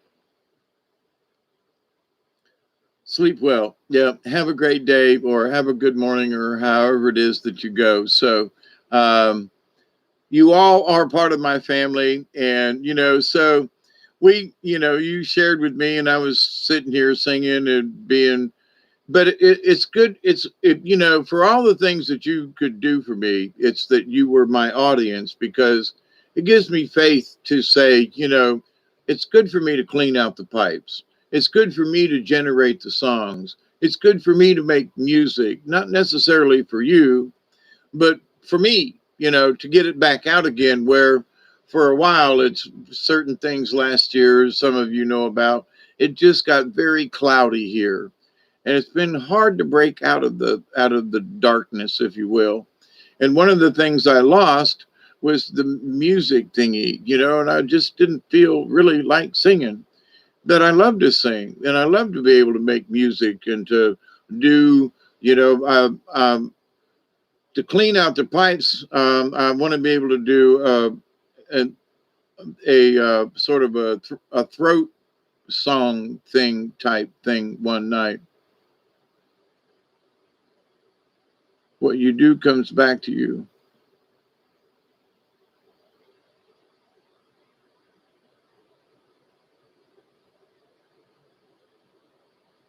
Well, what you do comes back to, I mean, but I'm see you all participating, and I'm so proud of you all. I'm just a humble gentleman here in the middle of the night, early morning, and where we can hang out. I'm the midnight DJ.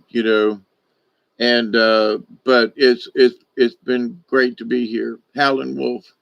You know, and I'm I won't leave with this, but I had the opportunity to save a wolf that was very sick years ago down on the river, and I prayed and did ceremony over that wolf. And the next day, that wolf got up like nothing was ever wrong with it. And then less than a week later, the neighbor up the hill, because the wolf crossed the road and was near his chickens, he shot and killed the wolf. And she was just not even a year, a full, maybe a year old. It was still in a puppy stage. And but anyway, but having had time to live with a real wolf and be sort of like a pack, and have that closeness of laying there next to that wolf and praying for Creator to save this dog, this canine, and this wonderful energy. And then Kissimmee Flea Market had the best boiled peanuts. Yeah, they did back in them days, in the old days. Yeah, that was a very sad story. We took her up on the hill, and right across the street from the guy. And for 3 days we drummed. And I mean, in the middle of the night, we sat out there, two or three of us, oh, hey, hey, hey, hey, hey, drum, drum, drum, oh, hey, hey, all night long we drummed. And during the day, and in honor of the wolf, and also to piss off the neighbor, like right in front of me. Ain't a damn thing he could do. We were sitting on our side of the road, and he knew what the fuck. I'm sorry, what he did, and when he shot that wolf. But anyway, so that was a really sad time. But what I remembered though was I was in my, I was sort of getting my mantle of you're now sort of an honorary, you've made it this far and you've known these things. And so you're really a shaman, but it's sort of like in karate, I got a white belt or something, or, a pink belt, I'm in it, I'm doing it right. Following the basic rules. And, but I'm new at this, right, at this particular level, if you will. So I'm walking around, I'm a tenderfeet in this area. And um and then I get the opportunity, and with the shaman that I was training under, it was his wolf, and he couldn't do anything. And he was like, Mr. Davis, is there anything you could do? And so she had run off from the house, and I went down to the river. I wasn't going to tell this story, but anyway, but she went down to the river where I had done ceremony before, and was in almost the exact spot that where I sat when I asked the spirits of the woods. And there was a huge barred owl that came up and sat over the spot. And it was the same place just over the edge of the riverbank there where the otter came and blessed it. And so, I laid down with it and prayed over the wolf all night long until the sun was just coming up. And I laid down next to it and fell asleep. And just as I fell asleep, she got up and ran back to the house. And I was like, well, I guess she decided to live. But then, like I say, within a week later, she was shot and killed by the neighbor. But anyway, but the joy that I have is that my prayer and chanting and drumming and prayer and prayer and prayer and prayer.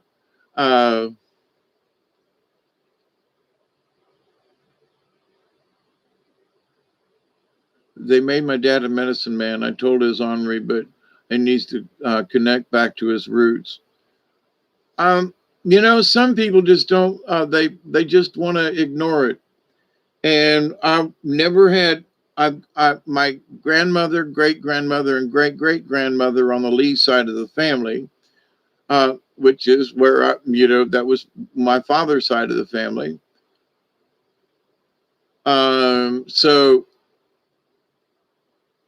the idea, though, that in my spirit, I've always known that I was more Indian than anything else. I just didn't have anybody to relate it to. So, but in my later life,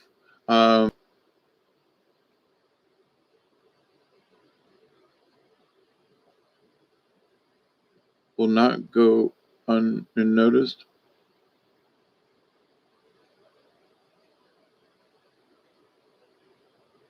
Yeah, well, someone asked me, about this and that, and I was like, you all are my legacy. If anything happens to me, and at some point it will, and I'm not inviting it at any point, but it is what it is, right? And we didn't think we'd lose Brian the way it happened, but it is what it is. And almost we're going on a year now that Brian's been gone. Brian Barnett, for those of you from the original Milky Way. But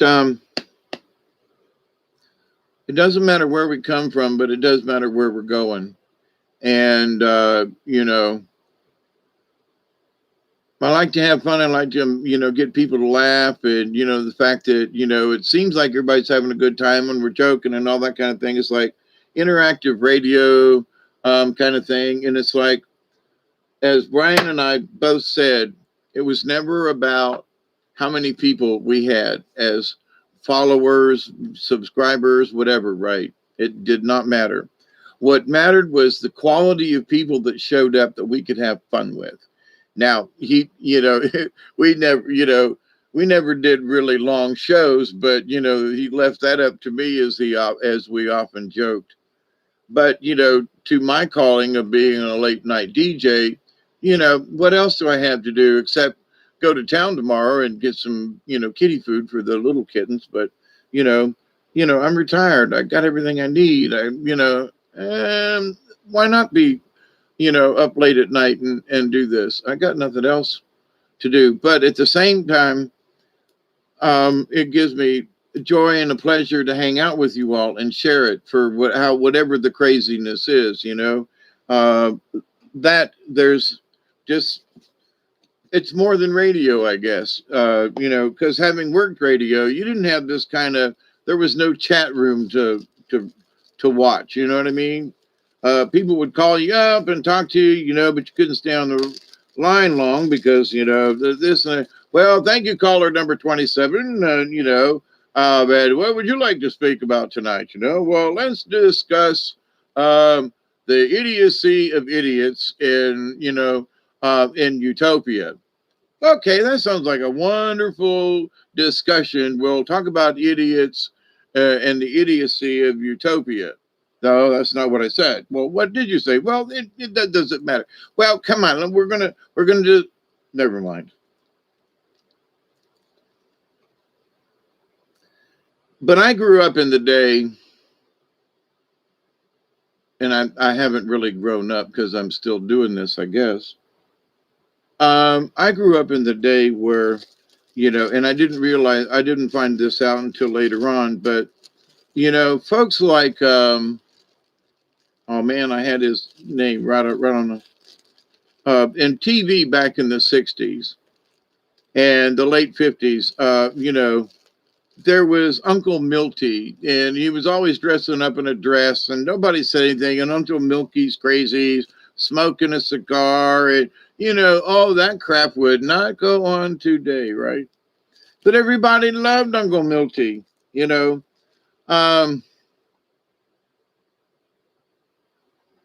Jonathan Winters had his own show, and I've talked about this not in a while, but I don't think. But anyway, he would do a segment in his show where I guess it was like they had so many minutes at the end of his live show, and they would just hand him things. And I remember they handed him a hamburger bun, a top and a bottom, and he went into this thing with, pilot to co-pilot, and he did the thing, and he did like this, and then he used him for this, and then he was, and for 5 minutes, back in them, and he ad-libbed every single moment of it. It was so quick, so crisp, so downright funny that you had to laugh. And so I've been watching folks like, Jonathan Winters, and, when I was doing comedy, through theater and the puppets and all that kind of stuff, people said, that I was copying Robin Williams. Well, back in the day before Robin Williams was a comedian, I was doing the stick in Florida. We used to go to the National Forensic League, and I had several things that I did as a humorous contemporary, and I was doing Flip Wilson before Flip Wilson was doing, woo baby, I can't, Geraldine, and I was doing Geraldine before Flip Wilson was doing Geraldine in my humorous interpretation of this play that I was doing for competition. And I won a bunch of awards at different venues. And then people said, but you were copying these people. And I was like, man, you just don't understand how far back my acting, comedy, how far back this goes. I was doing puppet shows through a basement window when I was, 5, 6, 7 years old, before we moved to Dayton and then down to Florida. So my, whatever it is that, I've been doing, in a way, I kind of feel like you all are looking through the basement window, I can't really see y'all, but anyway.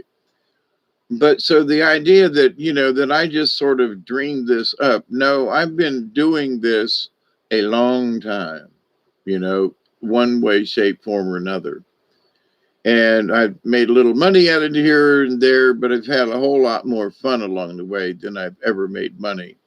So, but to be here with you all, to be able to continue to be who I am as a little kid and doing puppet shows through the basement window, you know, thank you so much.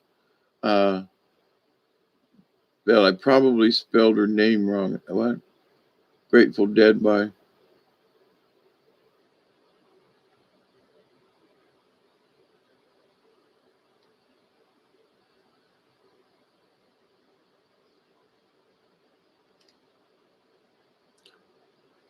Now I've got heart playing in my head, you know, as in, you know, who's playing heart in their head? I'm gonna do the kiss. Barracuda. Barracuda's running in my head. Okay, who started that song? Was raised 40 minutes north west of Dayton. Really? Let's see, northwest. My brother lives up in. Well, I grew up in Troy. And he's up around Pickway, and I'm hoping to see him in about a month. I hope. I hope. Basketball Jones, absolutely. Uh, yeah, but Flip Wilson didn't do Basketball Jones. I don't think. Wolf Spirit, yeah. Hey, CD.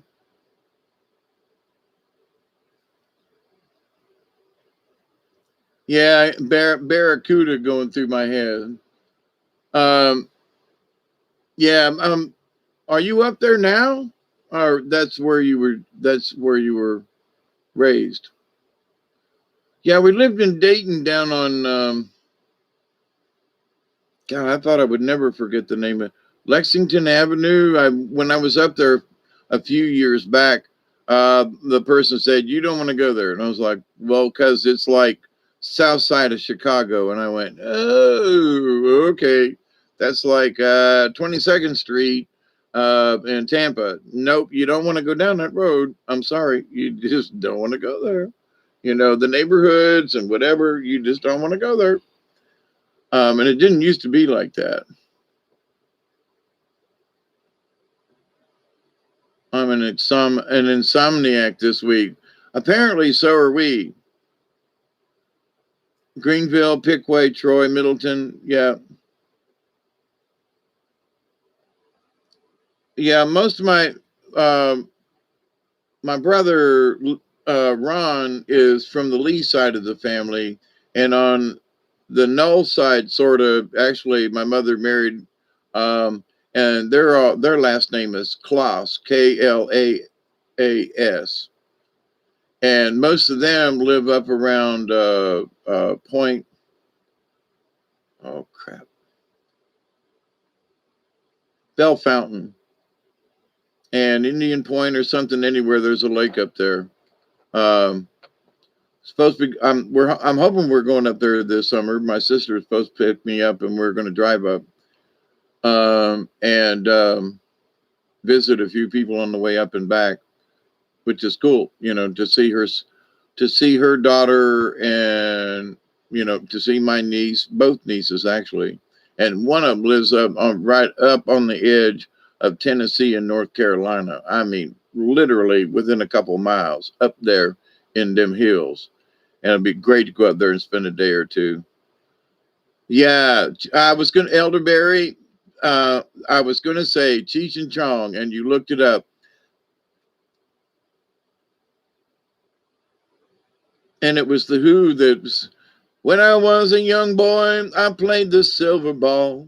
From Soho down to Brighton, I must have played them all. Ain't seen nothing like it in any amusement park. That deaf, dumb, and blind kid sure plays a mean pinball. He's a pinball wizard. Such a supple wrist. How do you think he does it? I don't know. I'm a little off key. Every time I played the silver ball from Soho down to Brighton, I must have played 'em all. I ain't never seen nothing like it in any amusement park. That deaf, dumb, blind kid show plays a mean pinball, and that's the one I wanted, Michelle. Uh, that I was trying to remember that earlier today. It's Badfinger. That's the one you brought up before, and I could not remember, and I'm writing it down again. No matter where you go, I will always be with you. I will always be with you, girl. Do, do, do, do. Yep. Yeah, Badfinger did some. That's who I sat on the stage with and smoked cigarettes with, and they drank beer, and I had a Coke, and but they played, and a really great group of guys. I, they would probably not remember me, meeting them, but I sure do remember meeting them. They were in Albany, Georgia, playing a gig there, put on by the local brewery company, and it was just but to have loved their music and then to have sat there on this stage down in the park with these guys, and other people like, yeah, they was cool, but I was like, nah, you all youngsters really don't know. I get to sit on the stage with Badfinger, man, and these guys are really just down home dudes, man. It was like, I met some folks that were just snooty, just, yeah, I am who I am, and no, these guys were like, hey, man, you play music? And I was like, yeah, not like you guys, but yeah, and talked and this and that, and so, but uh, they were like, what's your favorite song? And I was like, man, dude, and at the time I was like, I was so blown away that I was talking to him. I was like, all of them. I've had your albums, which was the truth. I didn't tell them my house burned down and melted their albums, but I had their music and I'd been their fans forever, and I was glad to be there. And they were just humble, nice guys. Every time I think back on it, it's like it was. There are those folks that you go, their music is good, but but these guys, and they were tight. I mean, we're outside. It's a little chilly, their fingers are a little numb kind of thing. We're outside. It's nighttime. And these guys were tight. I mean, the vocals, usually there's a little cracking, there's a little this. You would have swore to freaking God that these guys of Badfinger were, they were playing a record. And I was standing right there, every live band has got a little bit of nuance in the voices and stuff.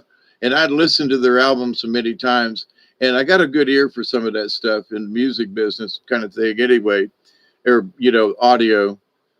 And so I'm listening and I'm going, these guys, they didn't, they stopped and joked or something, looking at each other. But as far as the lyrics and the harmony, they were dead on it. I mean,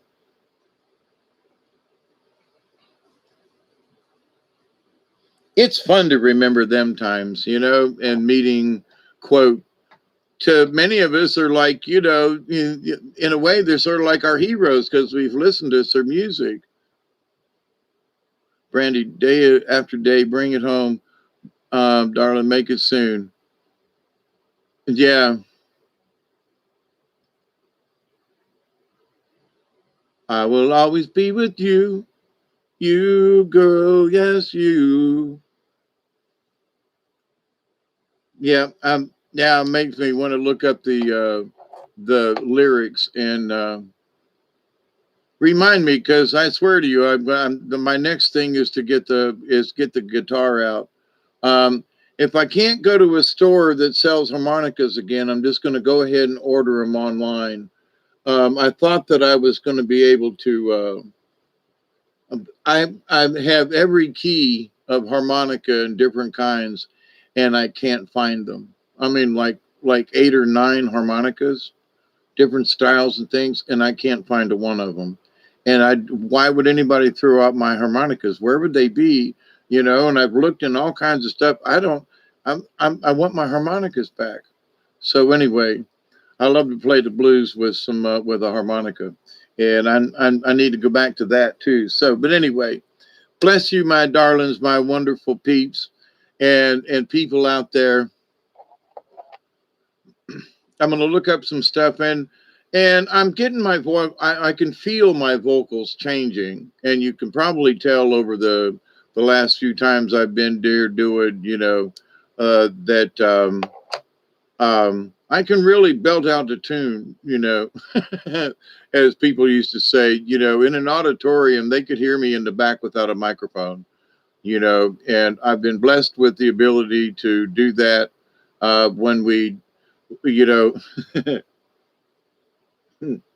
I'm going to kind of leave you a little bit about this just for fun. What do you do with a drunken sailor? What do you do with a drunken sailor? What do you do with a drunken sailor early in the morning?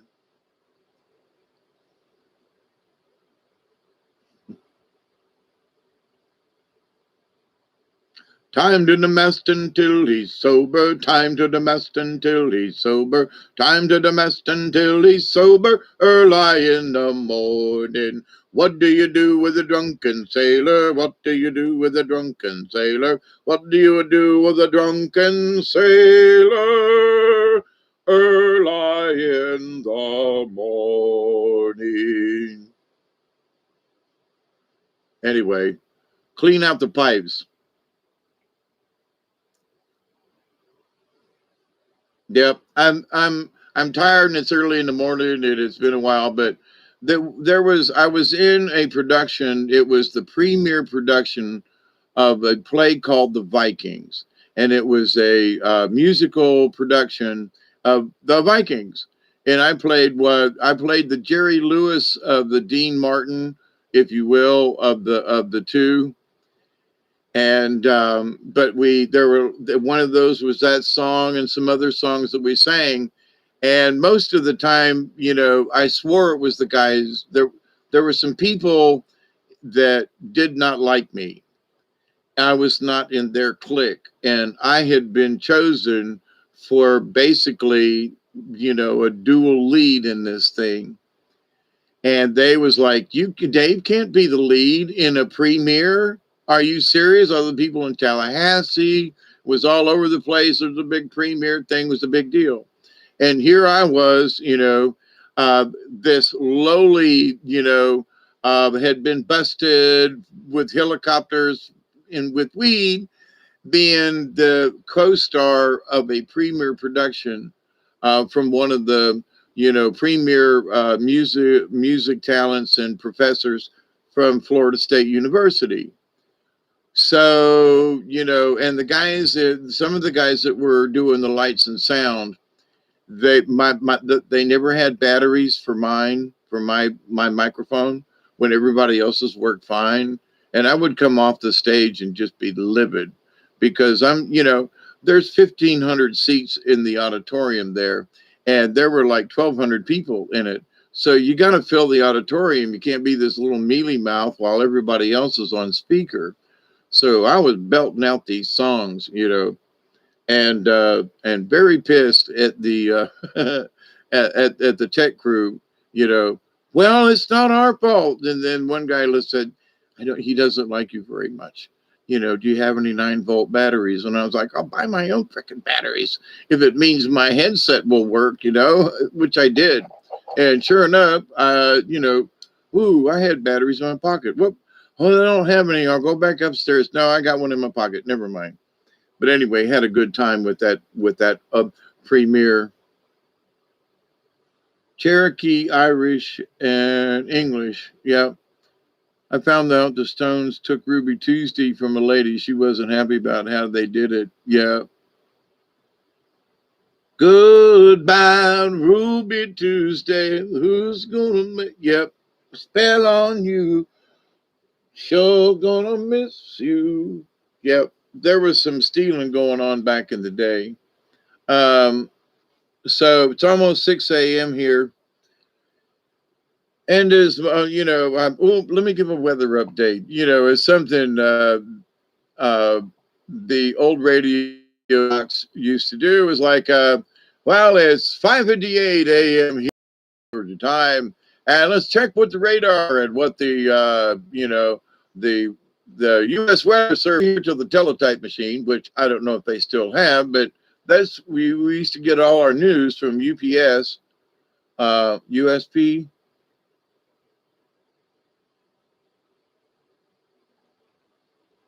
To see what it takes. And some of these local stations, you just go here to check out um, the radar, and it takes forever for the page to load. I mean, especially in this day and time, you're like, what? The page still ain't loaded yet.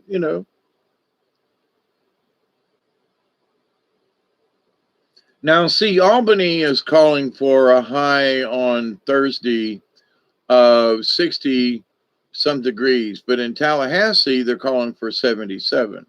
That's interesting. So, I don't see that as a big, but Albany, which is north of me, oh crap, there's a line of thunderstorm. Ladies and gentlemen, depending on where you are in the world today, there's a big line of thunderstorms coming across the panhandle of Florida, starting up, the Mobile's getting smacked with some red showers and yellow showers and rainy all around. And Pensacola here, the next few minutes will certainly get smacked by some of these showers. So it looks like, it's headed our direction. And they were predicting that we'd have rain it could be earlier this morning, like 8 o'clock in the morning, but I don't think that's going to hit me that soon. But anyway, so interesting. We got good weather coming. We need, we have a record today. You're starting to buffer. I moved to the other, I can't drink coffee. Oh yeah.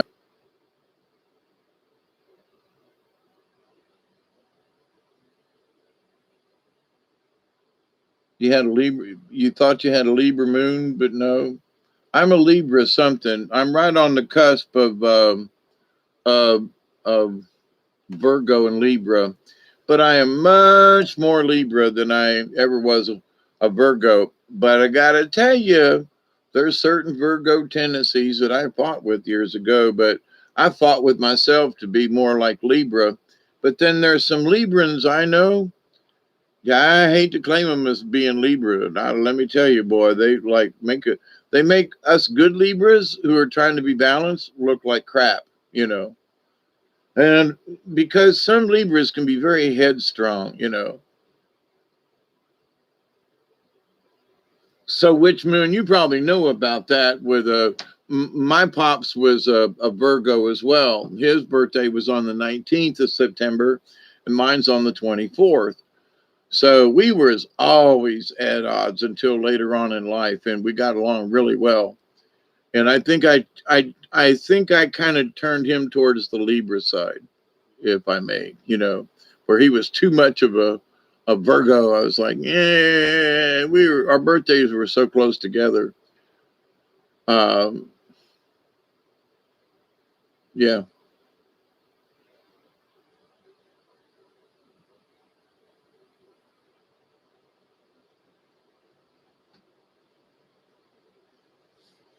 So maybe y'all hang out with me because we have a Libra tendency of some sorts. That would be interesting. Just saying. I don't know about my chart so much. Um, Actually, very little. Other than I think I'm a water dragon on the Chinese side. I know I'm a dragon, but I think it's a water dragon, and um,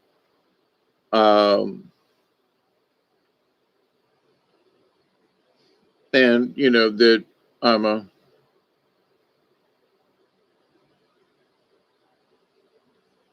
Yeah, that's what a lot of people said. Not no good to date, but great friends.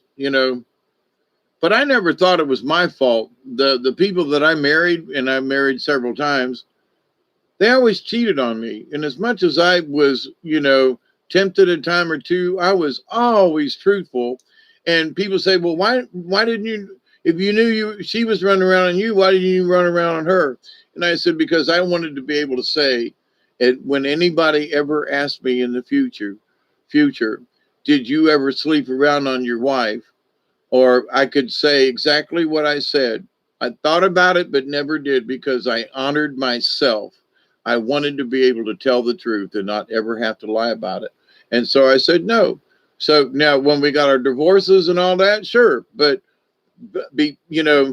during, nope, never did. I can honestly, and I'm proud of it, although it was tough. And then I found out later on how much they'd been sleeping around. I was like, man, damn, I've been missing out. You know, no wonder I ain't getting none because they getting it. Okay.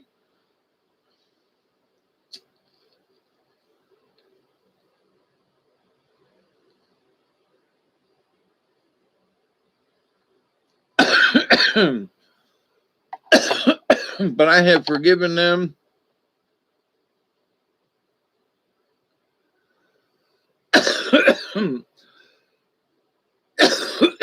I tried not to be flighty, Brandy, in that I was closer to Virgo and a little bit more something else. Um, what made me flighty was not being a Libra. It was the 3 years of my life that when I was in and out of foster homes and stuff that really screwed me up. I'm a crab. Libras are the flighty ones. But now I know some Libras who are flighty as hell now. And they make what call some of us Libras who seem to be um,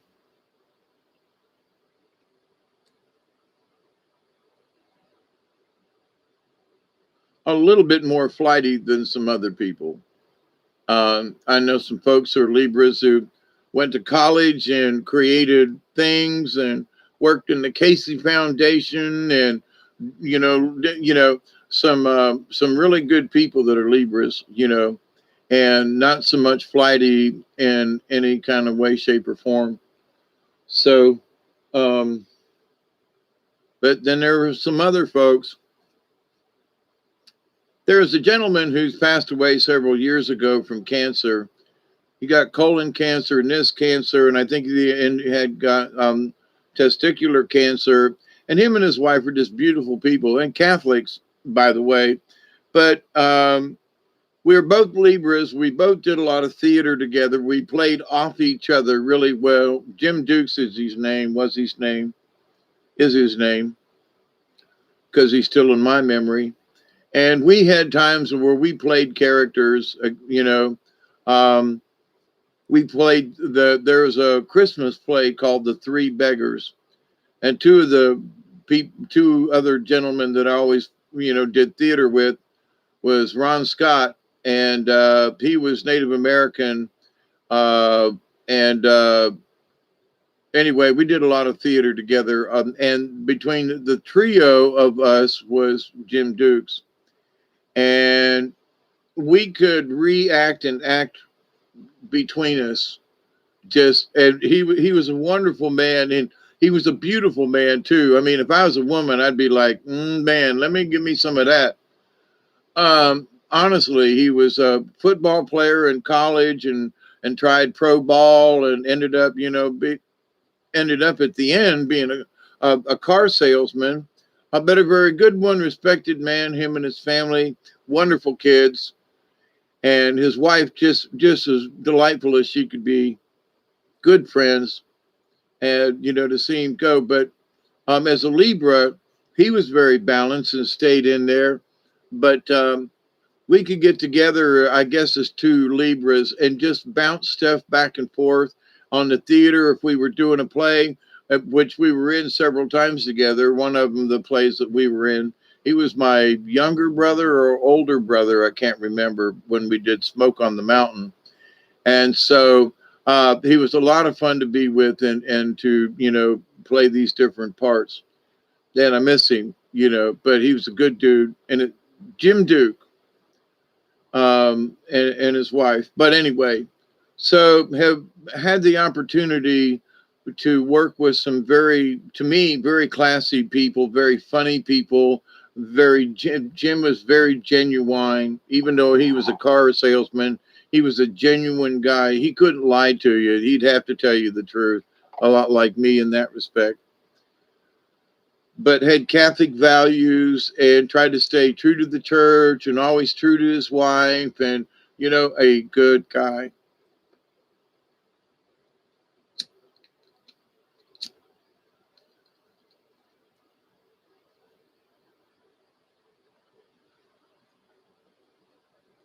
All my Libra friends, guy friends, are so much fun. They usually have a couple of girlfriends. They tell me more than I care to hear.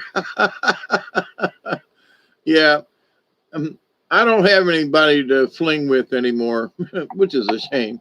It'd be fun to go flinging one time. Yeah, it'd be fun to go flinging one time before I die.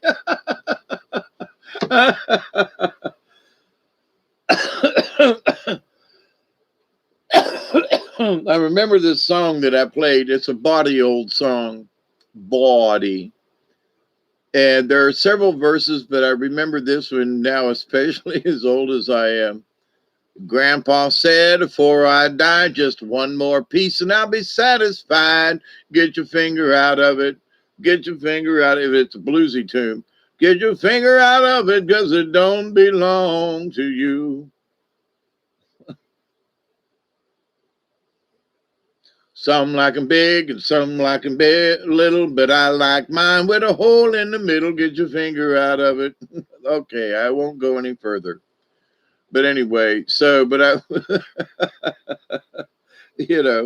anyway, I've gotten a little bawdy at the end of this. I'm sort of like I've turned into, the crazy guy with the long hair in New York that does Howard Stern. No, I don't want to be a Howard Stern. I'm sorry. There were times after a play that we'd have a cast party at somebody's house or somewhere, and we'd be drinking and smoking, and sometimes we'd be doing some coking and or something else at times, depending on who it was and how late it was and whose house it was. There'd been some sure enough sex on the floor. But anyway, never mind. And I was one of them, but it was embarrassing afterwards. But at the time, never mind. It was very embarrassing. But anyway, and neither one of us cared. That was the interesting part about it. There was a joke that goes back just to say, well, there's this incident, and this train engineer of a locomotive on the railroad tracks kind of thing, right? He's been interviewed by the police, the state police, as to why he stopped this train the way he stopped his train. And the engineer said, well, there was these two people out there I saw in the distance on the railroad track. And he said, they was making, sex. They was having whoopee. And the state trooper looked at him and he said, they was making what? And he said, they was doing it on the railroad tracks. And the state patrol looked at him and said, well, so what happened? He said, I don't know, said the conductor of the train. He said, because they had already put the man and the woman in the car. So he said, you better go ask the man as to why they was there doing what they was doing and why I had to stop my train. So the state patrol waves him over to the police car and opens up the door and said, a naked man that's sitting there, And so it goes, man, he said, well, you explained to me why this conductor had to stop his train the way he did. And he said, well, officer, he said, me and my woman friend there, he said, we was having it on, and well, we was down in the woods, and then she said, have you ever done it on the railroad tracks? And I said, no, me neither. And she said, well, let's go do it on the railroad tracks. And I said, okay. And so we got on the railroad tracks, and and then the train was a coming. And they said, well, yeah, the train was a coming. He said, well, but the train was a coming, and I was a coming, and she was a coming. And he said, huh? And he goes, well, didn't you hear the train whistle? He goes, yeah, I heard the train a coming, but I was a coming and she was a coming. And then why didn't he? Well, because I was a coming and she was a coming. The train was the only one that had brakes. And that's why the train conductor had to stop the train the way he did. So, but anyway, magic carpet ride. Yep. Dreamweaver, will we make it through the night? And the Nitty Gritty Dirt Band, Pooh Corner, House on Pooh Corner. Did you like that? It wasn't really dirty, but it kind of sort of was. But he was the train was a coming, and I was a coming, and she was a coming, but the train was the only one that had brakes. Yep. But anyway, so a little ribald humor at 6:15 in the morning time, and I can't believe y'all still with me. And I'm going on 7 hours. Can you believe it? But 5 more minutes, I'm smoking this up, and I really am leaving this time, y'all. Witch Moon, Maxine, Brandy.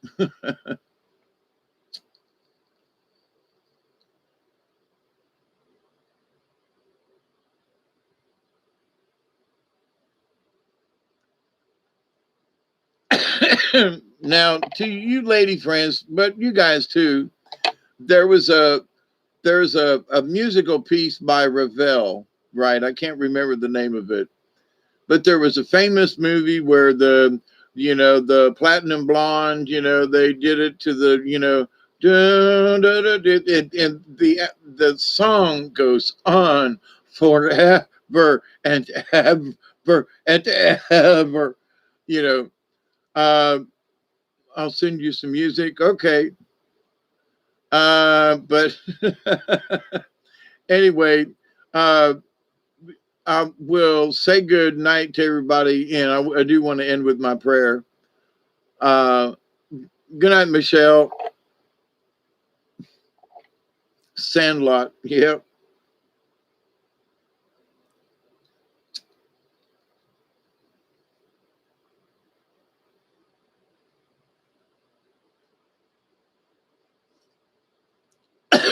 No, thank you for hanging out with me. It's I'm crazy and got nothing else to do, and but it has been fun, and I'm hoping that you all have laughed at least some. You know, Ron White. I had the right to remain silent, but not the not the ability to. Yeah, Ron White. You know, there was I gotta say he did this one thing several years ago, but he was like, there being the wife was like there, and we was trying to spice up our sex life, and he said, so we got us some porn. And he said, well, we're watching that porn, and we're looking at each other, and I'm looking at this guy, and he goes, I could not believe that I was saying, yeah, ram that big yeah. And he goes, here I am going, wait a minute, I'm cheering this guy on with his big, and he goes, just like, you turned to my wife and said, do we have to watch this? And I was like, it's just, anyway, but,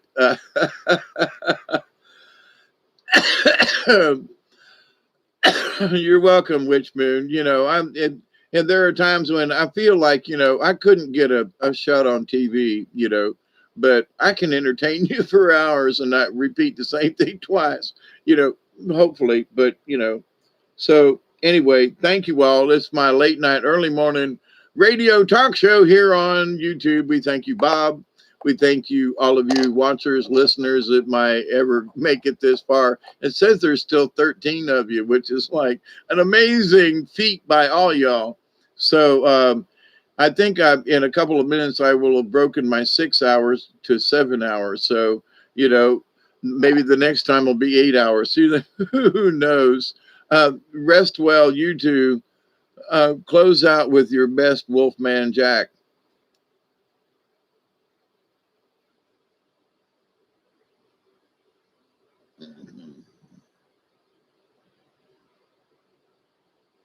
I was trying to think of a.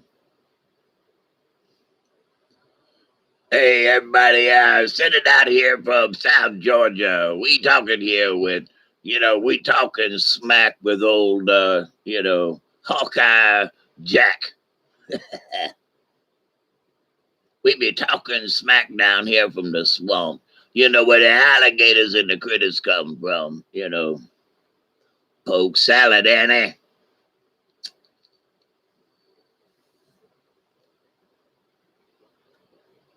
Coming you.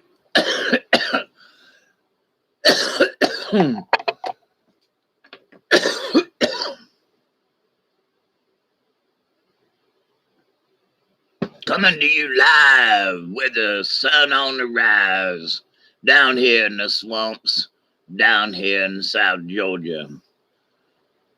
Chasing off the skeeters and something else that I won't talk about that rhymes with skeeters, but keep it up. Anyway, I laugh myself to sleep every other day, getting while the getting's good. Yeah, I got up and went. You know what I'm saying? We all have a good time here on the late night early morning show down here in Hipsterville, down on the edge of the swamps. We want to say good morning, good afternoon to wherever you may be. And may love always follow in your heart. And may you always remember to accept and receive. Yeah.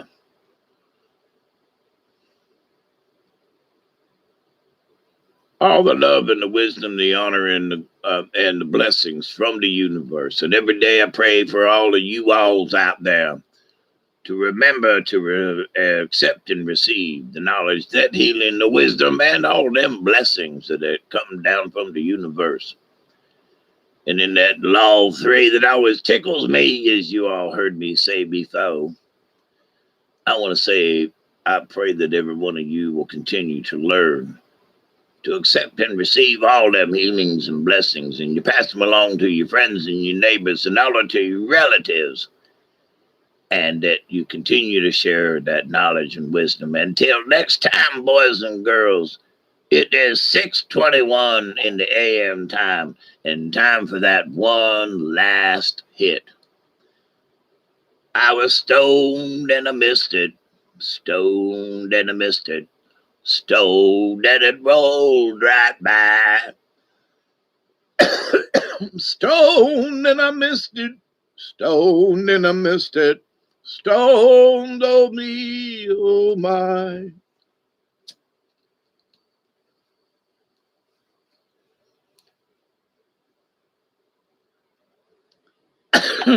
my Wolfman Jack. So was it? I haven't done it in a long time. So, and it's hard to get into that that low crackety tone back down there. I used to be able to sing like Tiny Tim, tiptoeing through the tulips back in the day. I could also sing falsetto. A lot of the folks would ask me when I would do songs to do The Lion Sleeps Tonight. So, but I haven't hit them notes in a long time. In the jungle, the mighty jungle, the lion sleeps tonight. Oh, in the jungle, the mighty jungle, the lion sleeps tonight. Do, do, do, do, do, do, do, do, do. The lion sleeps tonight. Do we do we do do do do do do. The lion sleeps tonight. Hush, my darling, don't cry, my darling. The lion sleeps tonight. Oh, hush, my darling, don't cry, my darling.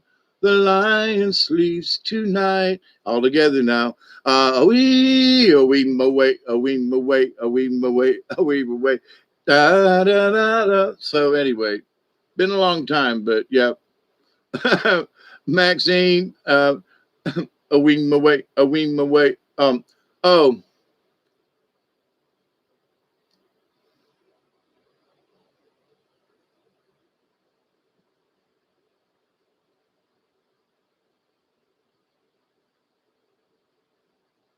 daylight come and me one go home.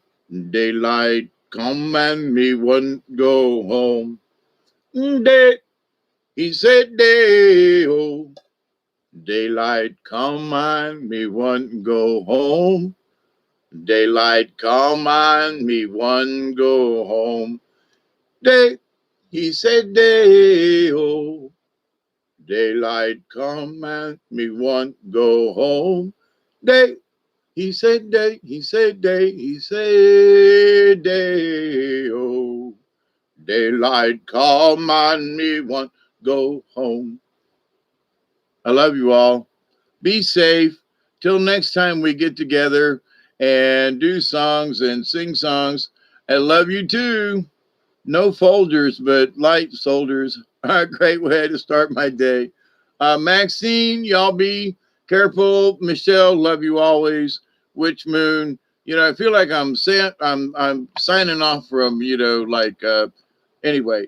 And I'm saying thank you to all the people in the band, and all the people in my, in the house tonight, thank you all for hanging out. And, it's all, we'll have some more fun later on. I promise. Okay.